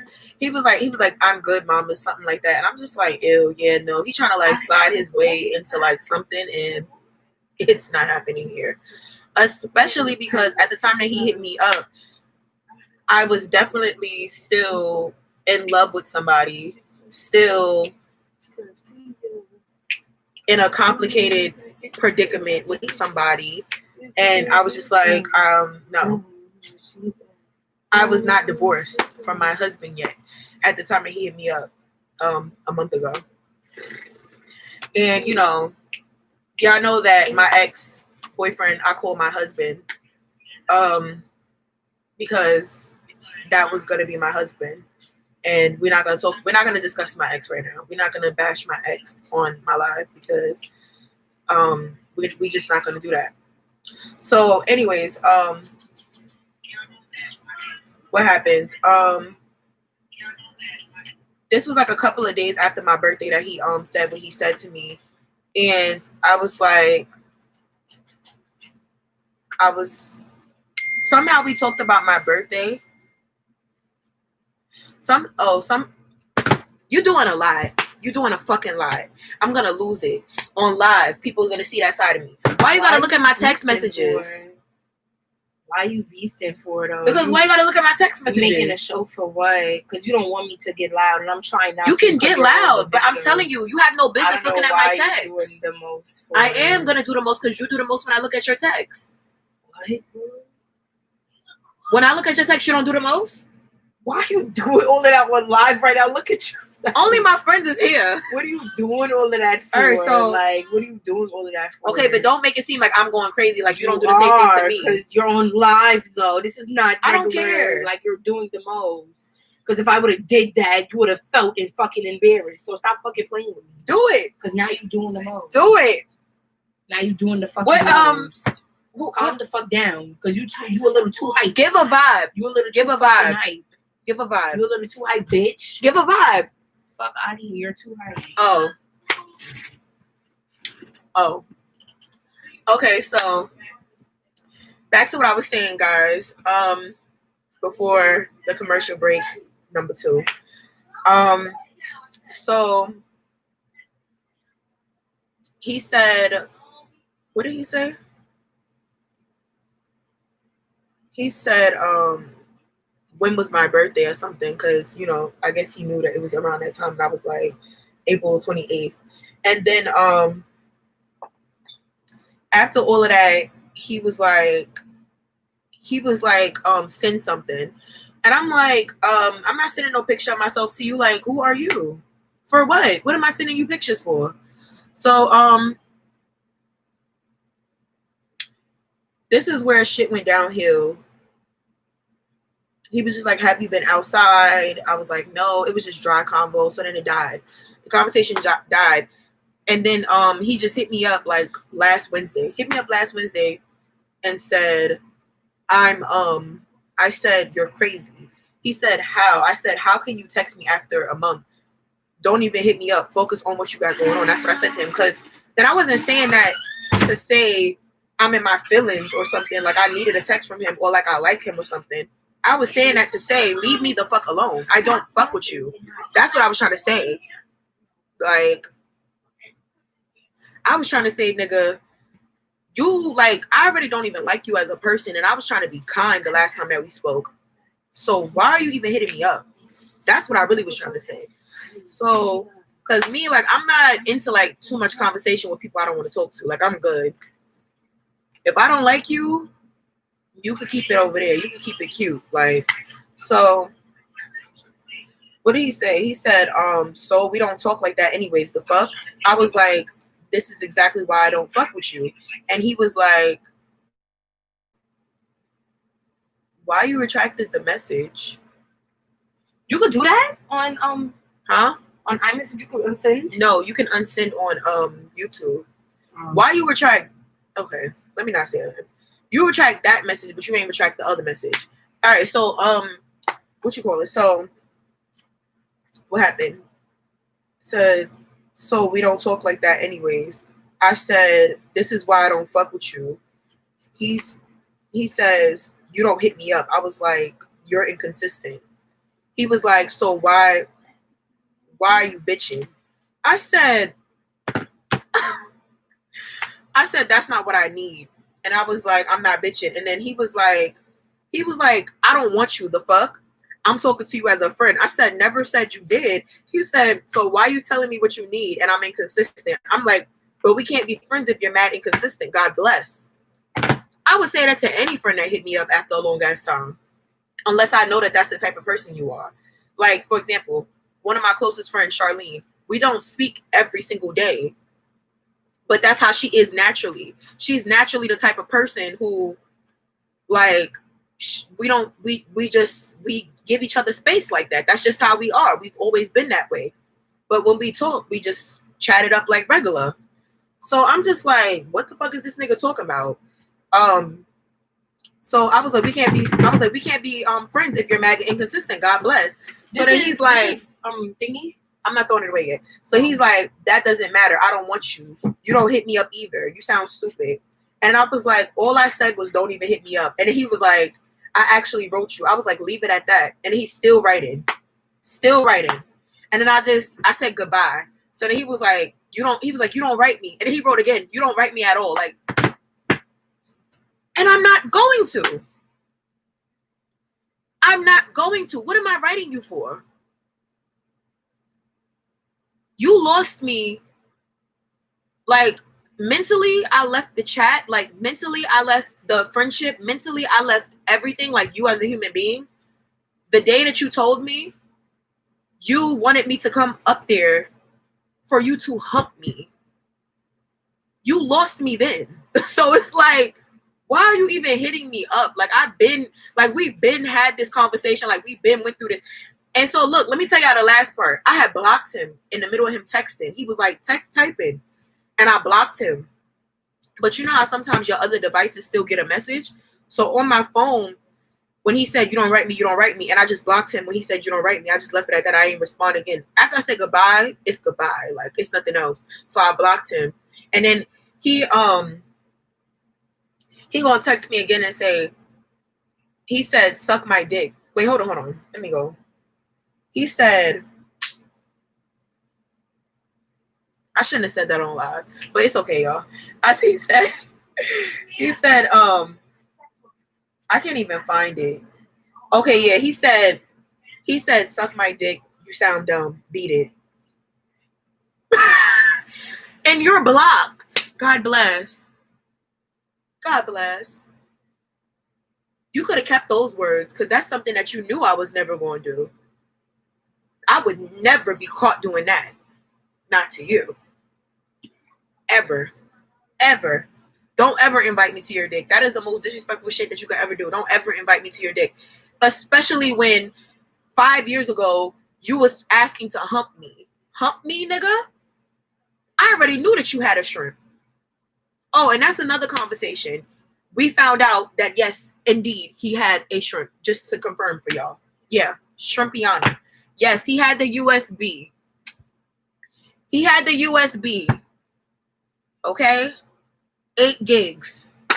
Okay? Get into it. That's what he had. Just to confirm. Yeah. Shrimpiana. So, I'm just like, is the little one talking? Is the little one giving a vibe? Like, what are you talking about? And you're mad. He's pressed because I never wanted to date him. He's pressed because I never was gonna stoop low enough to deal with a nigga who couldn't, like, you. Honestly, I just feel like he just was being lazy to come to the city, bro. Like, I never heard of nothing like that.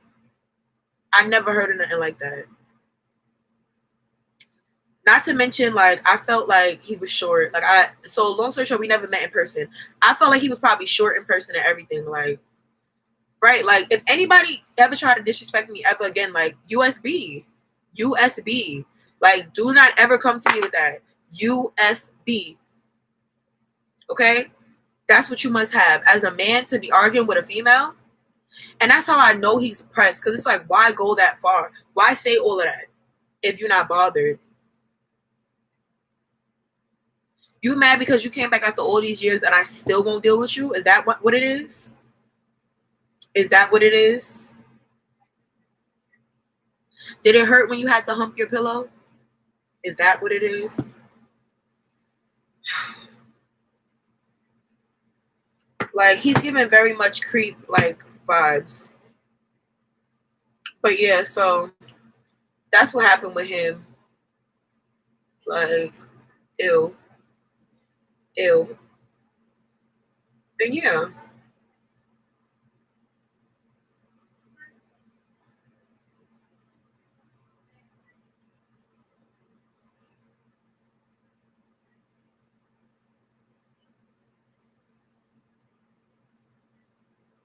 So anyways, y'all, what's another thing I was going to talk about? Should I do another story time? Oh, let's talk about another dude. Matter of fact, since I did bring him up a little bit. I talked about the dude, like, briefly. I talked about, while I was telling this story, I told y'all how the reason I really wasn't trying to go to Yonkers is because I had met another guy before then, and he didn't have an issue with me bringing 2 of my friends. So that dude, we're going to call that dude, we're going to give him a name because he's a weirdo. a real life weirdo. We gonna call him. Damn. We gonna call him Thirst Bucket.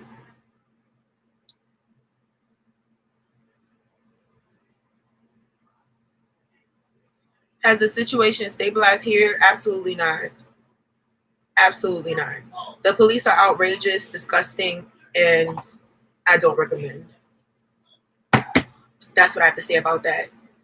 Outrageous. Don't recommend. 0 out of 0. Well, 0 out of 5. Disgust. Disgust is what I feel toward the police.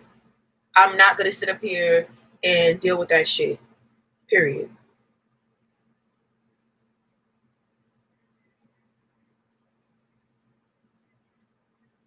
All right, y'all. So let me get into this other story time.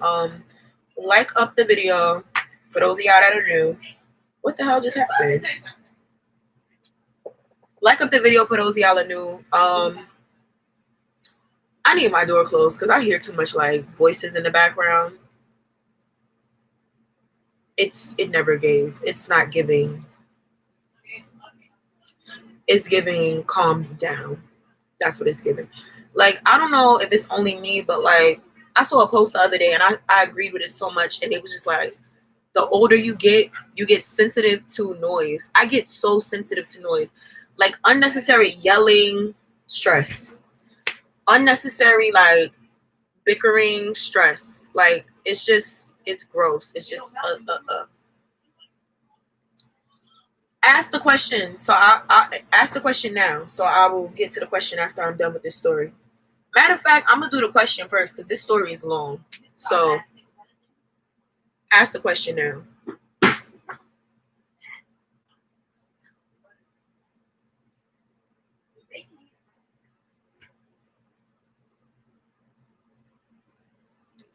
Y'all.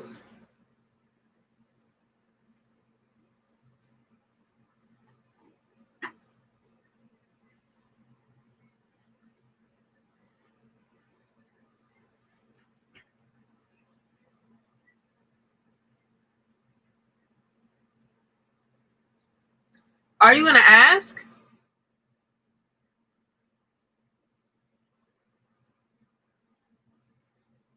I hate loud sound. My God. My God. I don't like it. Like I hate when like I'm somewhere or I'm speaking to somebody and their voice is too high. Like me, when I get loud, it's because I'm excited, or it's because I'm like, I might be telling y'all something, like some real tea. Tea excite me. I'm guilty. But, or like I might be with somebody who makes me, like brings out the crackhead energy. Like, you know, somebody that I miss. But we're not going to talk about that. We're not going to do that. We're not going to do that. We're not going to do that on live. We're not going to do that right now. But somebody that I miss, they bring out the highest of my crackhead energy. We have so much crackhead energy together, and it's beautiful. It's beautiful. Like that's my crackhead partner in crime. So, okay, I'm gonna do the story. So, like my crackhead partner in crime right now is on suspension. My partner in crime is on suspension with me because my partner in crime did something that they shouldn't have done, and because of that, I just have to, we need to take time away from each other. I still love them. They know who they are.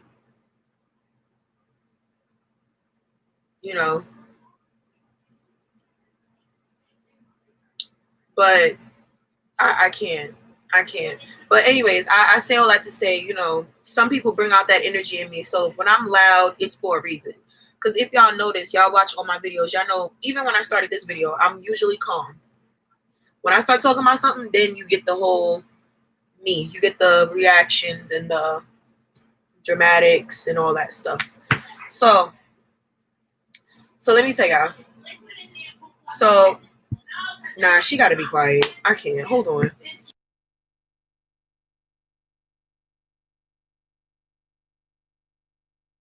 You gotta keep it cute. You always saying something. Yeah, she needs to keep it cute because she's making too much noise here. You're not making enough. So, anyways, I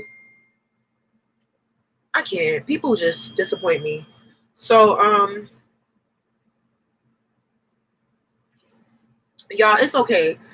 Y'all are my listen. I'm declaring this right now before I get into this story because I'm about to get into it. I know I'm prolonging it, but y'all, I just want to say to y'all that are watching this video right now, to my 4 viewers or 5, because you know the 5th one is not here. Y'all are my day ones. Y'all are my official OG SnickTalk viewers. Y'all are my OG SnickTalks. And let me tell y'all something. All the other people that I told to come to my SnickTalk, who did not come to my SnickTalk, who gave me some weak excuse why they didn't come to my SnickTalk, that's okay. That's okay. When it comes time that I have like my, you know, when it grows, when SnickTalk grows and Snickerina as a channel grows, and I have my millions of subscribers, y'all, I'm gonna do a giveaway. I'm going to like surprise y'all. I'm gonna give y'all a vibe because y'all gave me a vibe when there was no vibes. So anyways, with that being said, I'm done with my speech. So, dude from Thirst Bucket, that's his name. We call him Thirst Bucket. Okay. So Thirst Bucket, I met Thirst Bucket when I was in 9th grade. I met Thirst Bucket on like some type of app, and we had started talking a lot. We was texting at first. The text messages was really good, and then it went into like being on the phone, and we would talk on the phone for like hours, and everything was so good. Like we was just good as in friendship, because I'm literally the type of girl who not every guy I speak to I want to date. You know what I'm saying? Like usually I just want like friendship sometimes. Like, I don't know what happened to the world ever since they started that friends with benefits shit. Ever since they started that best friend shit, y'all messed up the idea of a female and a male being best friends. Y'all just ruined it. And I don't appreciate that. Because I used to have my male best friend, and like, we literally was just best friends. But long story short, you know, me and him, we was talking, and I just felt like, you know, dude was cool. We was having these conversations, talking about everything, the moon, the stars, the sun, everything. And then eventually he let me know, like, he was like, you know, I really think that you're beautiful. Like, I really like you. And, you know, you're very smart. And I like the fact that we can have intellectual conversations and we don't have to just talk about dumb stuff and just flirt. And I was like, I appreciate that, you know, like, I'm sorry, y'all. I'm just dead at the face that I just made. But I was just like, I appreciate that or whatever. And so, long story short, after Thirst Bucket, you know, and me had this streak of like a month of good conversation and vibes, Thirst Bucket ruined it. You know, I confided in Thirst Bucket.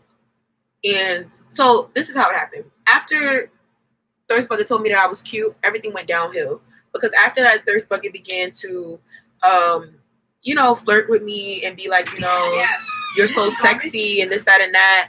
Yeah, I'm throwing that away. Like, you're so sexy and this, that, and that. And I'm just like, okay, cool. But me, like I told y'all earlier, and like y'all can tell from just watching my videos, I've always been a pretty socially awkward person.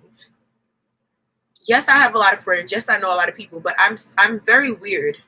And I can be very corny with my jokes, and I'm very cringy at times. So it's like, I'm not necessarily the type of person who, you know, is gonna sit up there and sext with you and tell you all these things in a text message, like all this freaky stuff. Like, that's not my thing. And if I do it, I'm probably cackling behind the screen. And I've only done that with like my most recent ex. So that's not my thing. Like, it's really not my thing.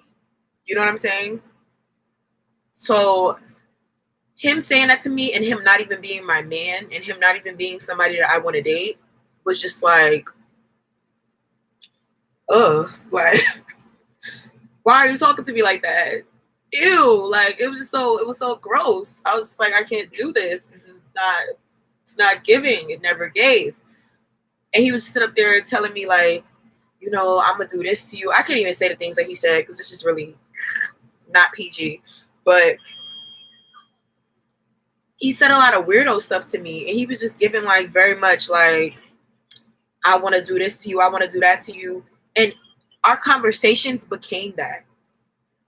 Because, and this is what happened. I had to tell him when I saw that he was going too far. I had to just let him know, like, listen, I have never done that. That's not something I'm ready to do. Me and you are not on that level, so you shouldn't be talking about that with me. And I don't know when I'll be ready to do that. If me and you were to be on that level, and for me, even if me and you were dating, I don't know when. It could be years and years from now that I'll be ready to lose my V card, which it ended up being years and years later. Anyway, so, Thirst Bucket was just all like, oh, I'm not trying to come off as rude or anything or like perverted. I'm just telling you how I feel. And I'm just like, okay, cool. Well, now you can stop because I let you know how I feel about it. This nigga kept doing it. Like, I don't even think he realized, like, he just, all the time, every conversation, he would just be like, yeah, you so sexy and your voice turned me on and all this stuff. And I'm just like, ew, like, ew. Like, oh my God. Stuff like that is just ill. Like, just, oh my God. Even now as an adult, it's just like, stop. I don't, like, if I'm not inviting you to have that conversation, just don't do it. Like, if I was on that type of energy, I have no problem letting somebody know. Like, and it's only been with a certain person. So it's just like, for you to give me that energy is just gross. Like, please keep it. And it's not even on no pick me shit. Like, it's really not even on no pick me shit. It's just like, this is literally how I am. I don't like shit like that. Like, it makes my skin literally crawl. Like, if I don't see you in that way, we've never done anything. Like, I'm not sexually attracted to you. Cause let me tell y'all this before I go any further. So y'all can really understand why I'm like this. I'm demisexual. Okay. Two things that I am. I'm bisexual and I'm demisexual. Meaning, demisexual means that you only can have a sexual attraction to somebody if you have an emotional connection with the person. Only then will you be able to develop a sexual attraction. That's just the way I'm built. I literally can't like see somebody and just like gush over them and not know anything about them. Like, it's your mind that attracts me. I'm mixed. I have a little sapio in me too, but it's the mind, it's the connection that we share that attracts me to you. It's not so much physicality, and stuff. Like, physicality is a thing, but it's not everything. So with that being said, like, he was just giving too much of that and I just wasn't here for it.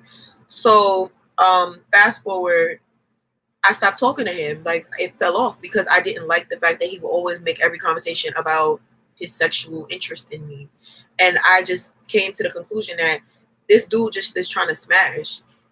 And he just don't realize how obvious he is about it. And so I was like, you know what? Even if he genuinely wanted a relationship with me, the relationship wouldn't work out. And let me explain to y'all why. It's not going to work out because he had an infatuation with me. He didn't like, his feelings for me didn't come from knowing me as a woman or knowing me as a person. His feelings developed off of his sexual attraction to me. That's where the feelings came from that. So it's almost like an obsession. You know what I'm saying? Like, when your only connection to a person is the fact that you like how they look and the way that they, sexual things about them. So it was like he liked the idea of me, not me. You know what I'm saying? So the idea of sleeping with me, not me. So I just felt like, yeah, I had to click that. So I just stopped talking to him. And he was a nice person, so I didn't want to come off like as so rude and just be like, oh, I'm out. But I kind of just ghosted him. I ghosted him because I just felt like you making me uncomfortable. I already kind of hinted at that and told you, and I let you know, like, this is how I handle things. Sometimes I'll just straight up be blunt and rude about things, but if I kind of care about your feelings, I will like kind of like hint at you to let you know what you're doing is bothering me. Like, so his whole like sexual obsession was bothering me. And I told him, like, listen, I already warned you twice, so now I'm out. I'm disappearing. That's how I handle things. Because and then like, I'll use a relationship as an example. Like, I'll use like the person that I was in love with not too long ago. Well, okay, I'm not gonna say was in love with, okay? That person, right? I hint, like, it wasn't the same situation, but I constantly told that person, you know, like, this is bothering me. This is bothering me. Like, I kind of like told them in different ways and showed them in different ways. And I feel like at some point, like, if I love you a lot, I'll keep telling you, I will keep repeating it and be redundant. But at some point, it hits a nerve. And then I'm like, okay, I have to go. Like, I'm not doing this with you. And that's kind of what happened with him as well. But except I didn't love him, so I didn't give him that many chances to like redeem himself. So it was kind of just like, I told you one too many times. God bless. And I just dipped. Like, I just disappeared on his ass. And so over the years, he would hit me up and be like, why you don't talk to me? And I was just telling him, like, I did have things going on in my life. Like, stuff was hurting me. Like, I was going through stuff. But that wasn't the reason I wasn't speaking to him. The real reason is that he makes everything about sex. And he already ruined the chance of us dating by doing that. He ruined it because he didn't try to get to know me. Like, I feel like it's so important to me that a person try to get to know me. It's not like I will automatically lose attraction to you if I notice that your only interest is in sex or your only interest is in like a physical thing about me. Like, if you're not interested in like if I ate, like how I slept, like if I'm breathing, like my favorite color, I can't deal with you. If we not laughing together, we not like vibing, we not giving crackhead energy, like I'm losing attraction because I'm not happy. I like things that make me smile, laugh. Like, I like to have good times. Like, I want my partner, whoever I end up with, to be like my best friend. Seriously. Like, I want us to fight like best friends. I want us to love each other like best friends. I want it to be just like so deep, you know? I don't literally want to have a best friend and fall in love with them. No, not doing that. But I want it to be like, this is the person I could tell anything to. This is the person I could do everything with. They're going to be down for the cause, whatever it is that I'm telling them. If I'm telling them, yo, like, I want to go 3 a.m. and we about to go get grapes. Because I'm weird like that. I'm strange. And I'm the type of person, if you call me at random and tell me, let's go, we doing this, I'm on my way. Like, I'm that kind of friend and I'm that kind of lover. So it's like, I need my lover to be like adventurous. Because I'm like more of a homebody. I need an adventurous person who also can like comfort me. You know what I'm saying? Like, I need someone who we can like just go on trips. Like, we could just do just lit stuff together. Like, I feel like it's limitless. The way I look at love is just like two people together. Like, if we are the best of friends, if we have this connection, if we have this strong relationship, there's nothing that we can't do together. Like, we can build like businesses after businesses after businesses together. Like, we can support each other in our goals that we, you know, don't have in common. And we can support each other in the things that we do have in common. Like, it's literally everything that you can do with your partner. Especially if the person is me, and then if I have a partner who is like open, it's just so much like we have this whole life to live together. And that's how I look at it. And then not to mention when you have kids, you have like their whole lives to live with them and like teach them and see them grow and become successful and just like, you know, it's lit. Like, it's a lit idea and it's a beautiful thing. Love is a beautiful thing to me. So yeah, so I say all that to say, like, That's what I want in a partner. But I knew, like, from jump, this person could not be my partner because they messed it up, because they made everything about sex. And relationships have little to do with sex and everything to do with, like, your personalities, your goals, your dreams, supporting each other, having fun with each other, you know, doing weird things with each other. Like, I need to be able to hit you up and be like, let's go get some fucking grapes 3 a.m. Like, let's go to Times Square 4 a.m. I don't know, like, just like weirdo shit. Like, I don't know, like, that's just my vibe. So I need that kind of love. Like, we just want to, like, run around the city, run around the world. That, you know, maybe it's a dream, maybe it's a fantasy that I have, but I refuse to believe that it's a fantasy that won't come true. That fantasy is gonna come true. I'm gonna have it, you know, like, with my partner, and it's gonna be lit. And I also need a partner that got good looks, because, you know, I got good looks, and their features can't be too different from mine, because, all right, they can, but, you know, our kids gotta give a vibe. So anyways, back to what I was saying. So what was I saying?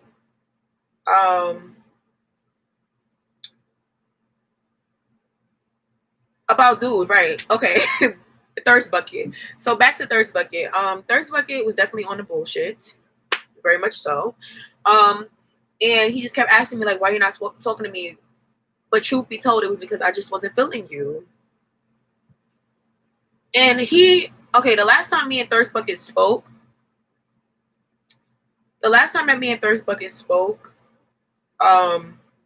he went off on me. He cursed me out. Because when we spoke, I told Thirst Bucket that, mind you, this is after a year and a half of speaking. I told Thirst Bucket, you know, that I'm in love with someone. And Thirst Bucket got upset and told me, you know, you wasted my time. You wasted all my years. I gave you all my time. I was in love with you. And I'm just like, what? I had 2 relationships in between knowing you. Are you sick? Like, what do you mean you gave me all your time? We never worked together. And not to mention, I was not even talking to you. We wasn't together. We wasn't talking. Let me get my charger. Y'all, I'm over here squirming and shit. Okay. So yeah, like, we wasn't a thing. You sitting up here talking about you gave me your love, your trust, all this other shit. Like, we didn't have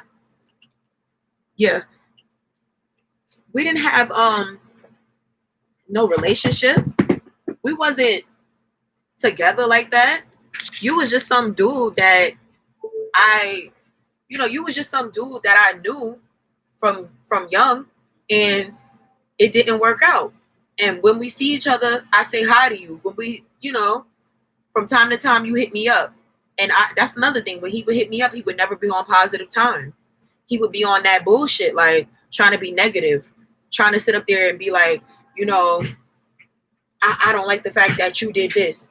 Dude, I didn't stop your life, because you definitely had relationships during the time that you was talking to me. Like, you definitely had relationships during the time that we was friends. Wasn't you in love with somebody? Like, what?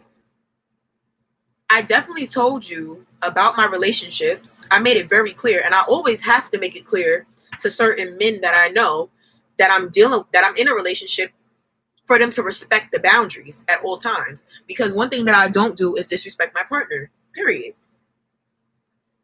Like, I'm not about to have you on my line flirting with me, and I'm in love with somebody.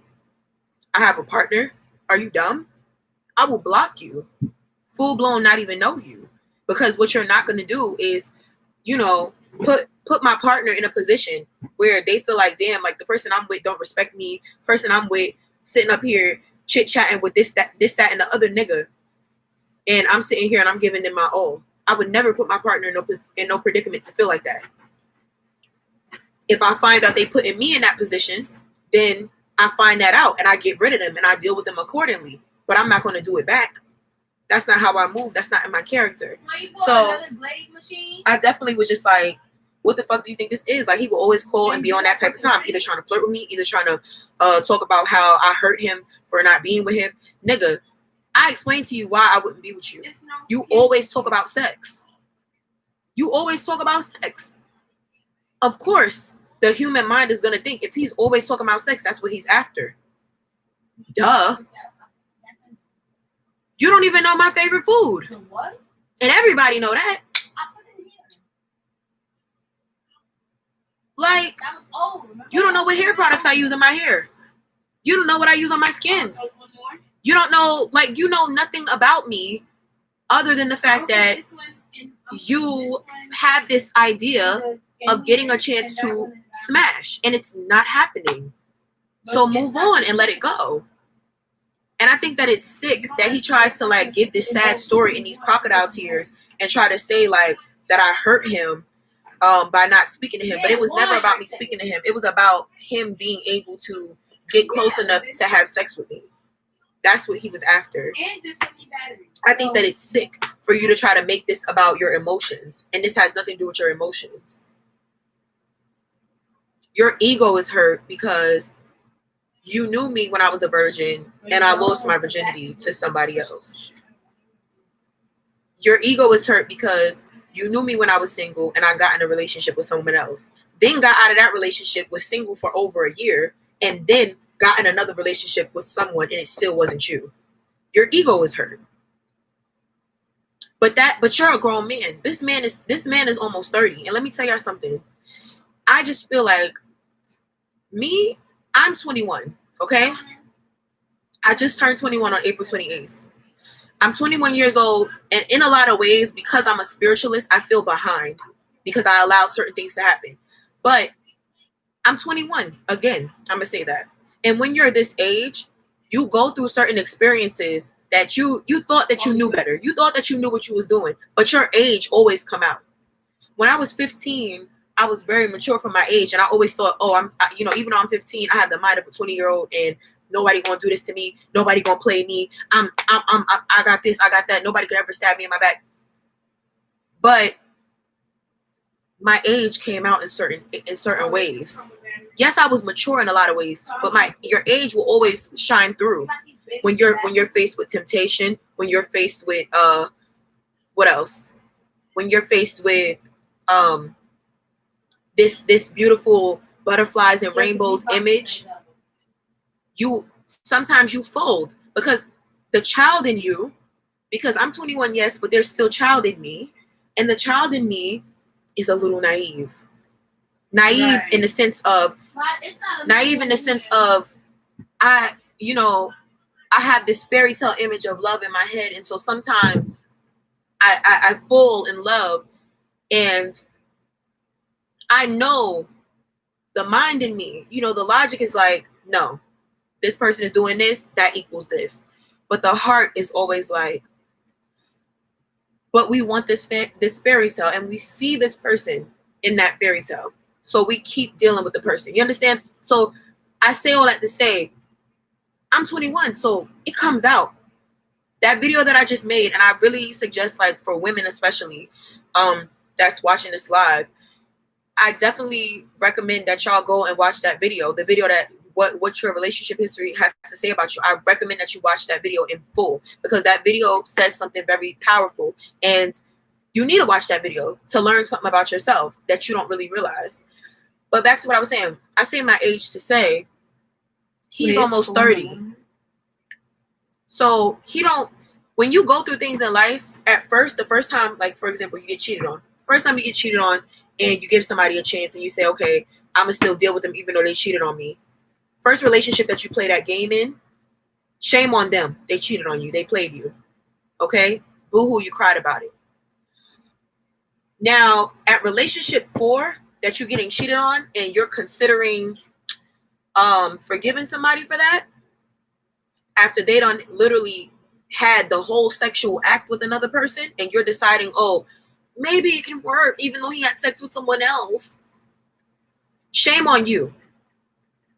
Shame on you at that point, especially if you're at my age or older. Shame on you at that point. And the reason I say shame on you is because you, as a child, we don't think about these things. But at this age, your head should be screwed on a little tighter. And you should know that sexually cheating equates to thrown off pH balance, even as a man, thrown off pH balance, disease. Okay? Yeah, and I'm going to pause on that. Disease. And what else? Oh. Even if it's not a disease, a breakout, a rash, infection. Not to mention the other things that come into it, like when they cheat physically with another person, they have another soul tie.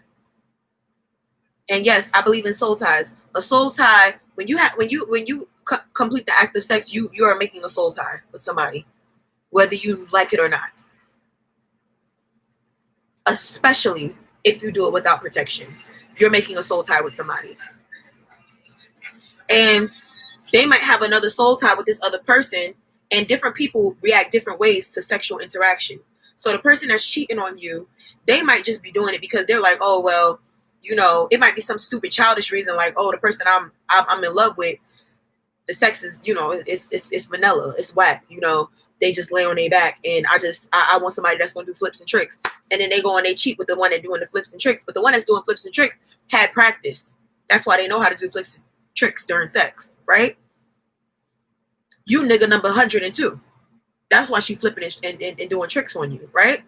So now you over there with Flipper, and Flipper is giving you BV, HIVs, STDs, and Flipper decides we had sex and the sex was good and I want to be with you. That's what Flipper decides. So now you got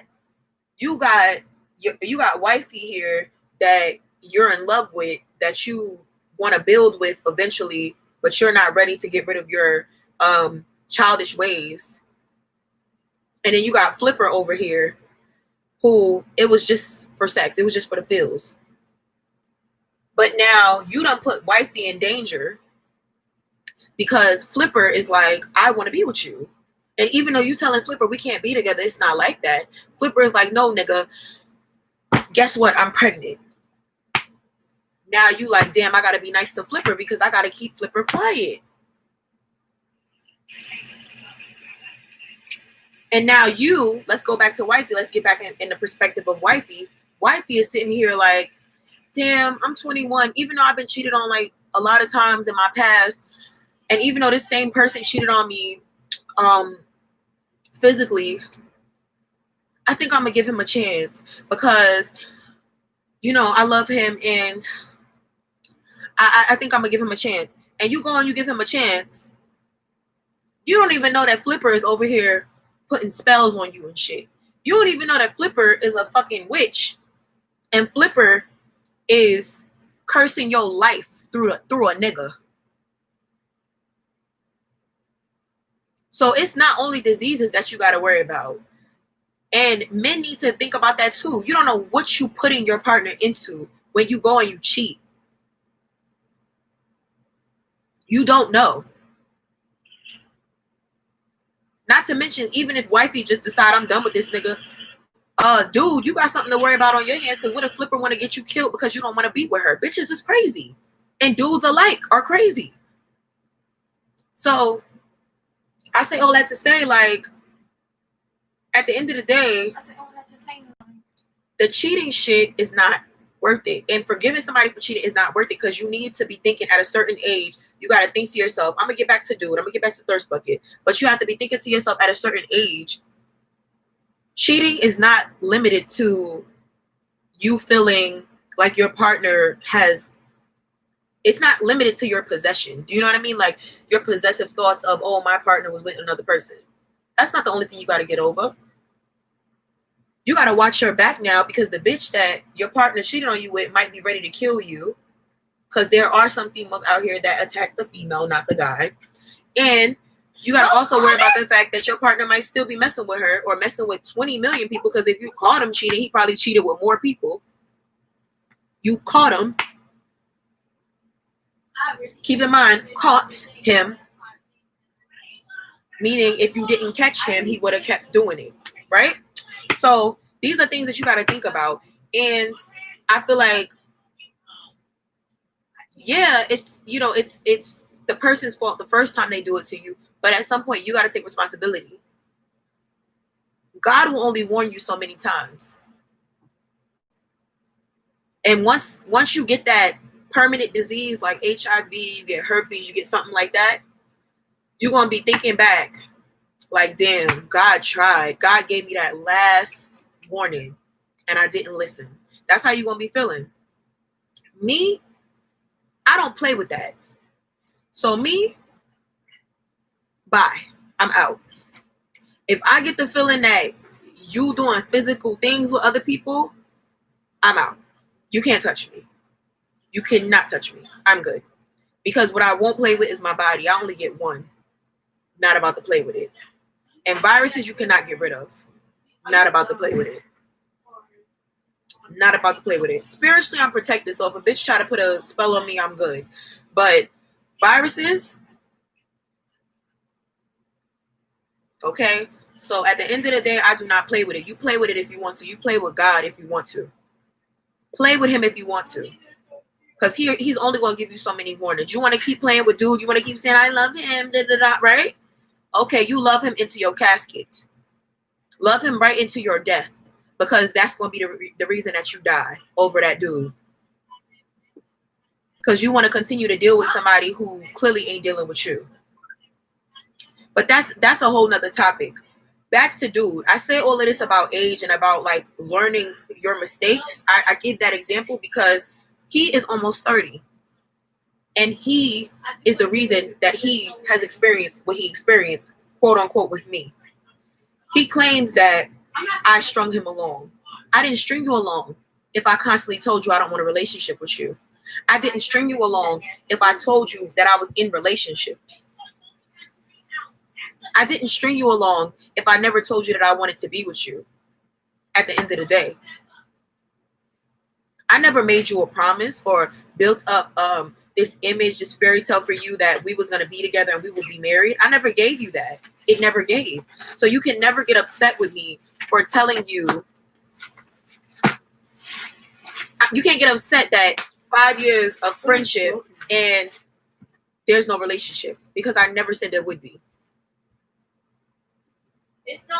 You're childish because all you talk about is sex. And you're also childish because you genuinely believe that even though you had relationships and I had relationships, that somehow I strung you along. Even though I went a year without speaking to you, somehow I strung you along. There's no string attached to us. I never even kissed you. How did I string you along? I'm confused.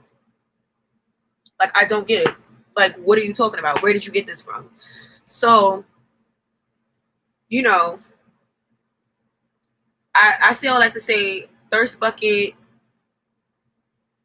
definitely had to get blocked, because not too long ago, Thirst Bucket got on the phone with me and was just like, you know, hey, and I was like, I let him know off top before the conversation started. I was like, listen, I'm in a relationship, and I was like, I'm in a relationship and I'm not, you know, like, if you calling me to talk about some love shit, like, that's not, we can't do that. That's not happening here. And he was just like, no, like, I really just wanted to talk to you. I really just, you know, wanted to let you know. And it escalated into him trying to bash me for not wanting him. You can't get mad at me because I didn't want to be with you. Especially when I was real about that. I was real about not wanting to be with you. I let you know that I didn't want to be with you. So you can never get upset with me for telling you that. It's not like I sat up there and said, I love you, or I'm working on myself and one day we'll be together. I wasn't stringing you, giving you that idea. I told you straight up, you're not for me. So when I give you that, you should already have in your head that there's not going to be no relationship? What else? What other words can I give you to describe the fact that there's nothing? What else can I give? So long story short, you know, he just like basically tried to curse me out about that, and I just was like, you know, please don't hit me up again. Have a nice life. Like, I wish you the very best. I hope that you find somebody, you know, that you love. But you're getting upset with me because I'm not dating you knowing that I don't want you. So what do you want me to do? You want me to date you knowing that I don't want you? You're going to be hurt. Why force something that's not, it don't fit? We don't fit each other. Why are you trying to force a relationship with somebody that you don't fit? You and me are not meant to be in a combined partnership. You're meant to be with someone who loves you the same way. I don't love you. And I can't love you. It's not that, you know, you're a bad person. It doesn't have any bearing on you as a human being. But I can't love you the way that you want to be loved because I don't have that for you. It's not there. So why try to force it? Why do you want someone beside you who don't want to be there? I could have been like some of these girls and been like, oh, I know that me and him was, you know, it's a relationship that'll be stable, so I'm going to just be with him anyway, even though I don't like him. That's hateful and evil. That's the worst thing you could do to somebody. So what the fuck? So anyways, yeah, so that was it. We was just not speaking no more, and that was the end of that.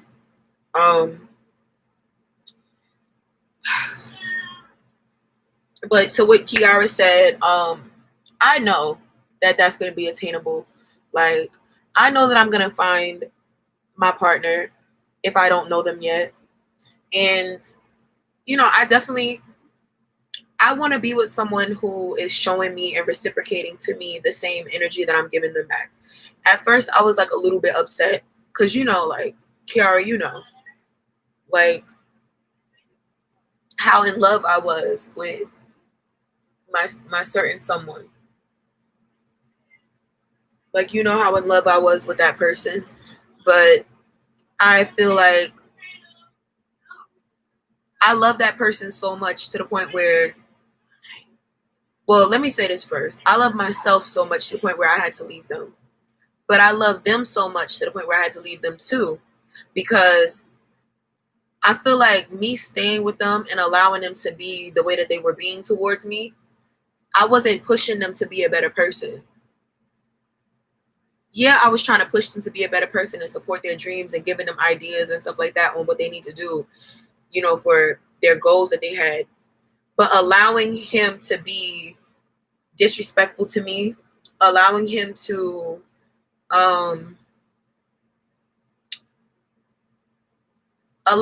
have me without committing to me was also not teaching him to be a better person.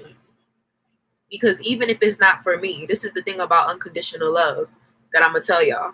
And some of y'all will never get to experience unconditional love. Sorry to say it, but unconditional love is something that I talk about a lot. You go down my Twitter, you go down my Tumblr, you go down anything of mine, I'm talking about unconditional love. Because unconditional love has been my biggest pain, and it's been my biggest blessing and my highest joy. Because the beauty behind unconditionally loving somebody is when you love them so much that you know that even if you hindering them with your love that you have for them and the care that you give to them and cradling them,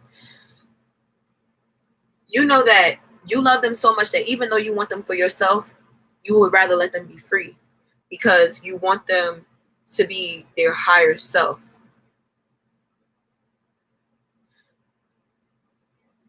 It wasn't enough to put my foot down and say, you can't talk to me like this. It wasn't enough to put my foot down and say, you know, you have to respect me. You have to treat me this way. That wasn't enough. Because, yeah, that would be fixing my issue with him. But it wouldn't be fixing his issue in life, because I need for him to be a better person. I need for him to grow out of being a boy into being a man. Not for me, for himself. Because let's go back to basics. Deeper than the relationship that we shared, as his friend, I want him to be an incredible human being. I want him to be successful. I want him to be at his highest height. And you can ask, I'm not saying this, I'm not bullshitting, because you can ask anybody that I ever loved. You can ask any one of the people that I had a relationship with, any of them. Have I ever wished bad on your life? No. Have I ever, shown hate in my heart towards you? No, I've never done that. Because genuinely, if I ever loved you, I genuinely want the best for you. Some people damn sure don't want them with me, okay? But as far as the person I'm talking about, the person at hand, my lover, that I was so in love with for so long, I want the best for him. I want the best for him. Are you gonna say thank you. If we never speak again in life, if I never see him again, and if that person is not meant to be with me like I thought, because Kiara, that I thought that was my partner, because of how I genuinely did think that was my spouse. I thought that was my spouse because I thought, like, I'm gonna admit this. Not every person I was with that I thought was my spouse. Only one I thought was my spouse. Other people, I've had other relationships that I wanted to marry them. Other people I've had relationships, like the person I, lost my V card to, I wanted to marry. I did. But because of like certain differences that we had, and I kind of knew we didn't have it in the relationship sector, I never like looked at that person and said to myself, like, I'm sure this is my husband. I was in love with them, yes. And I tried almost to force it to be that.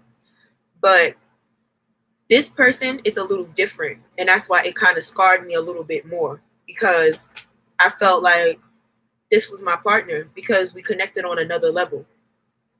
We shared a different type of bond with different things. This was my weirdo. You know what I'm saying?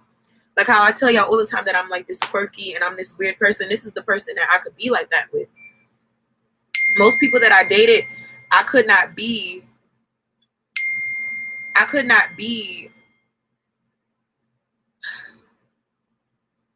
be myself to an extent with most of my exes.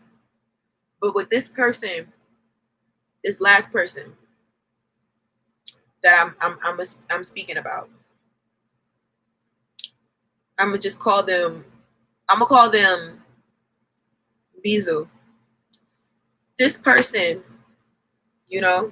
Bizu, I felt genuinely like I looked at this person one day, and this is so emotional, but I'm not gonna get in my feelings, but I have to say this. Like, I literally remember, and this is not gonna draw me to speak to them because I can't. I know that we have to have that distance, but I remember looking in this person's eyes, and at that moment, I don't know what day it was, but I just knew that this person, like, I don't know, I could have been wrong, I guess, but who knows what's God's plan. But so far I could be wrong, but I knew that, like, this was my husband, and I never have, like, been sure about that. I never have. That's what I call him. That's why you heard the name.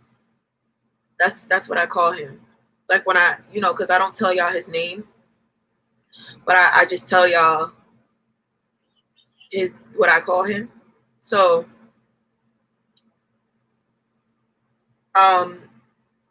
but yeah, I loved him. I loved him a lot, and I just knew that this was my partner for a number of reasons, because we could be fun together, we could be stupid together, and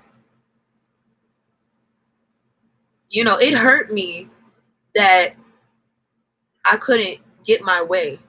I'll admit that. It hurt me on a certain level that I couldn't get my way, because what I wanted was, I knew that the person needed to work on themselves, clearly. I know that the person needs to grow up, clearly. But it hurt my heart that they're not at the level emotionally that they could say, okay, this is my wife, and even though I have to work on myself, I'm going to work on myself with her there. Because when you love somebody, you're supposed to work. You know, I was working on myself. But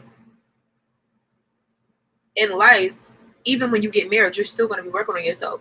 But when you love somebody, you work on yourself with them beside you, with them supporting you. If they need you, you're there. You know what I'm saying? So, but I allow things to happen in their natural way. And so that's where we are. And so I had to just separate myself for reasons. It was never about love, but it had more to do with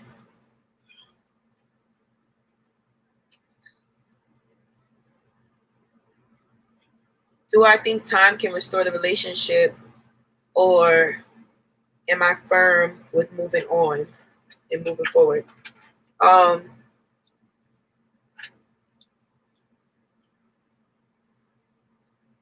gonna say this. I am firm in moving on and moving forward, as in I'm solid.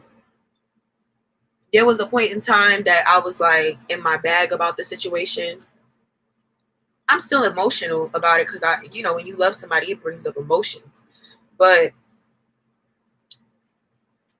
I'm not broken by the situation. I have forgiven the wrongdoings that happened in our relationship and accepted that relationship is closed. You understand? Think of it as a book. The book is finished. It already has been made. It already came around full circle. But I do feel like I'm not going to make any promises and say like, yeah, if we wait, time will heal it. My response to let me finish responding to am I firm and moving on. I'm secure single. That's my answer to that. I'm secure single. Meaning I'm not sitting here single and saying I want to be in a relationship. I need to be in that relationship. I'm going to die without them. If we never have a relationship again, I'll be just fine. If we can never fix anything, I'll be fine because I have no regrets. We loved each other. Our relationship, it had its faults, but for the good, it was beautiful. And it also taught me a beautiful lesson. As far as do I think we can ever restore the relationship? My answer to that is God. That's up to God. That's up to God. I'm not going to sit up here and say that I'm leaning toward fixing it or that I'm leaning toward not fixing it. I'm just focused on me. I'm focused on building myself because I still have areas of myself that I'm not grown in. Like, hello, like I'm still living with my mother. Like I'm not, so I have areas of myself I need to work on. And I have a brand that I want to build. I have things that I want to do. I want to become consistent with my YouTube. As y'all see, I'm trying my hardest to do. And so with that being said, I'm going to say this, with God, anything is possible to be restored. Any friendship can be restored, no matter what. Any relationship can be restored, no matter what, if it's meant to be. Can I say that it's meant to be? I can't, because that's up to God. That's up to God. Whoever I'm meant to be with, God is going to let me know that. So that's what I say to that. But yeah. But, me talking about all of this stuff and bringing up the memories is just me saying, like, I miss the person. Like, of course I miss the person. Like, that's a natural feeling. Like, I'm going to miss them. I'm used to them. But yeah. but I'm certainly secure and certainly fine with or without them. Don't ever get it fucked up. Okay, Pete. But yeah. But back to, what was I saying about, how did I get into that? I was talking about enabling, I think. Because the point I wanted to make to y'all, the point that y'all can apply to your life is, if you love somebody very much, like I see a lot of these women saying, like, I love him, but he keeps doing me dirty and da-da-da. The best thing that you can do is something on? You left it on?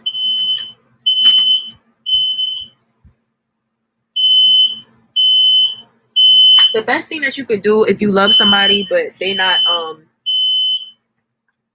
growing mentally, y'all not on the same path, on the same streak, the best thing you can do is you can trust God and you can let them go. And I say that because, like, first and foremost, try your heart. That shit is getting me. Woo, I told y'all about them noises fucking me up. Hold on.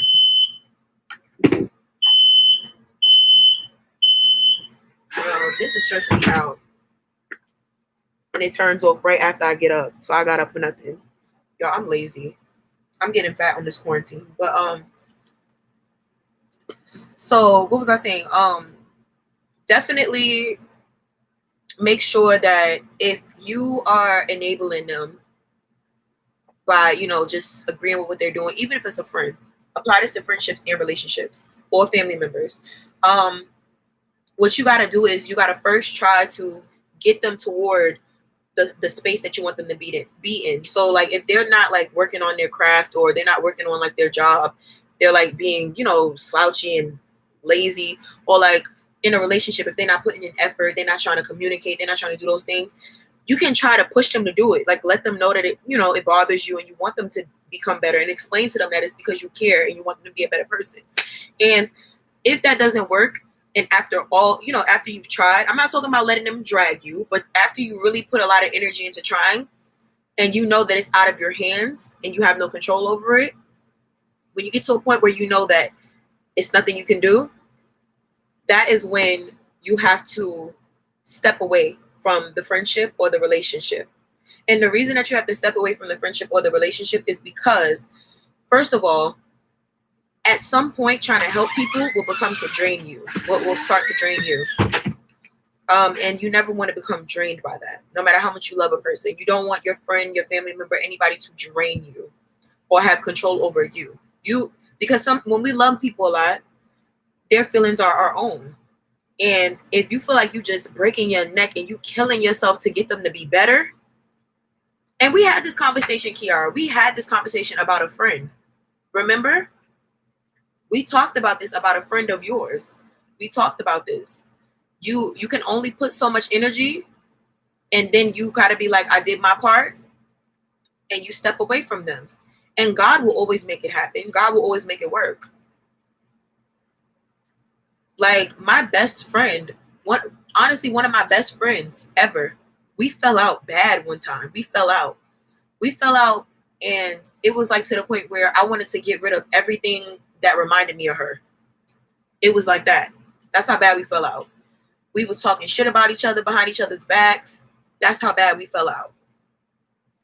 But because that person was supposed to be in my life, God made it happen so that we came back together. And so don't ever fret and stress it. We have to learn to trust God. We have to learn to trust God. For those of you who don't believe in God, who believe in science a little bit more, it's still God, but okay, you can trust the universe. I trust the universe and God, but you ain't gotta delete everything. This is what you can do. If you going through your phone and you see like pictures of y'all and stuff like that and memories, bitch, get the fuck out my plate. Don't ever do that in your life, because I'll kill you. Onions. I will kill you, literally. Oh, like, this girl all up in my plate. Bring me another plate. She all in my plate. I'm not even eating. Anyways, y'all.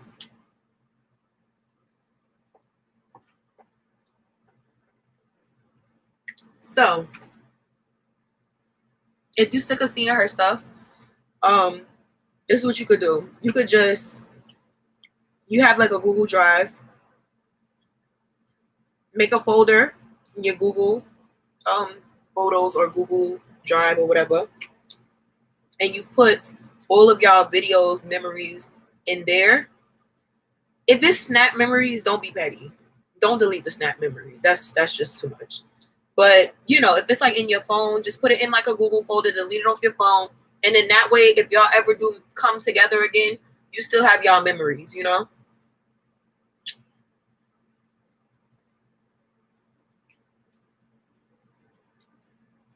And if y'all don't, you still just have a memory of like when y'all was cool. Like, why delete that?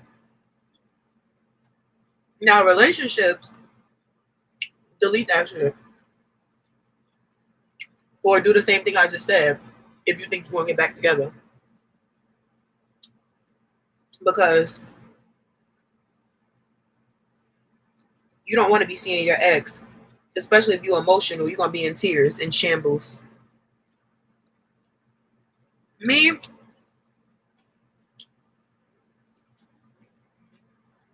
I can see an ex. I don't be in shambles. It's just in person. That's a different thing.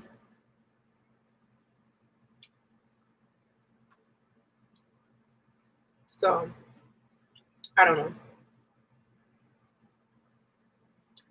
But yeah, so definitely do that and you're going to be good.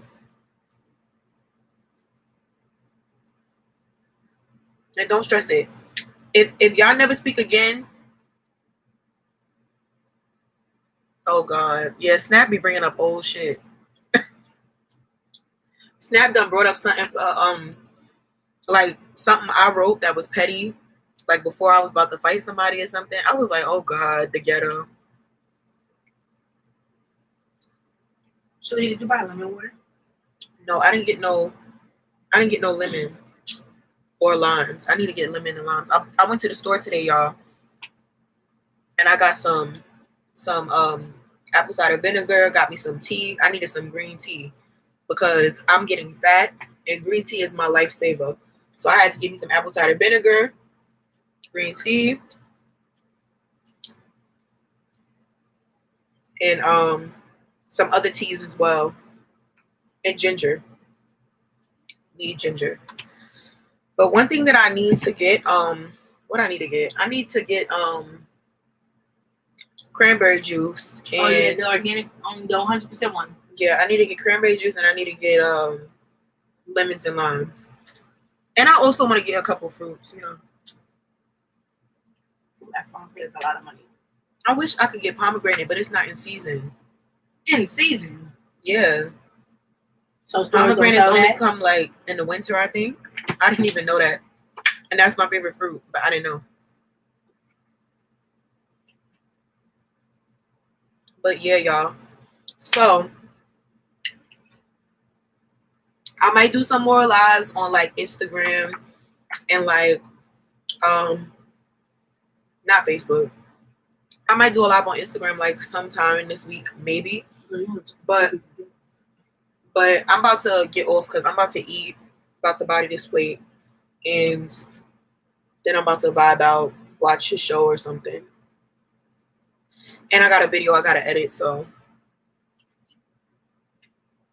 you have to edit our video. Come on, after this. So I got Monday, Wednesday post. It's a very short video for tomorrow, and then girl, next week there's not gonna be no SnickTalk. SnickTalk is the week after next, guys. SnickTalk.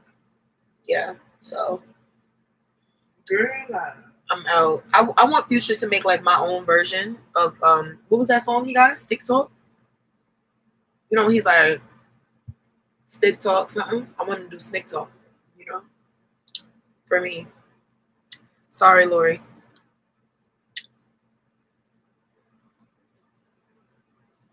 All right, guys, I'm out.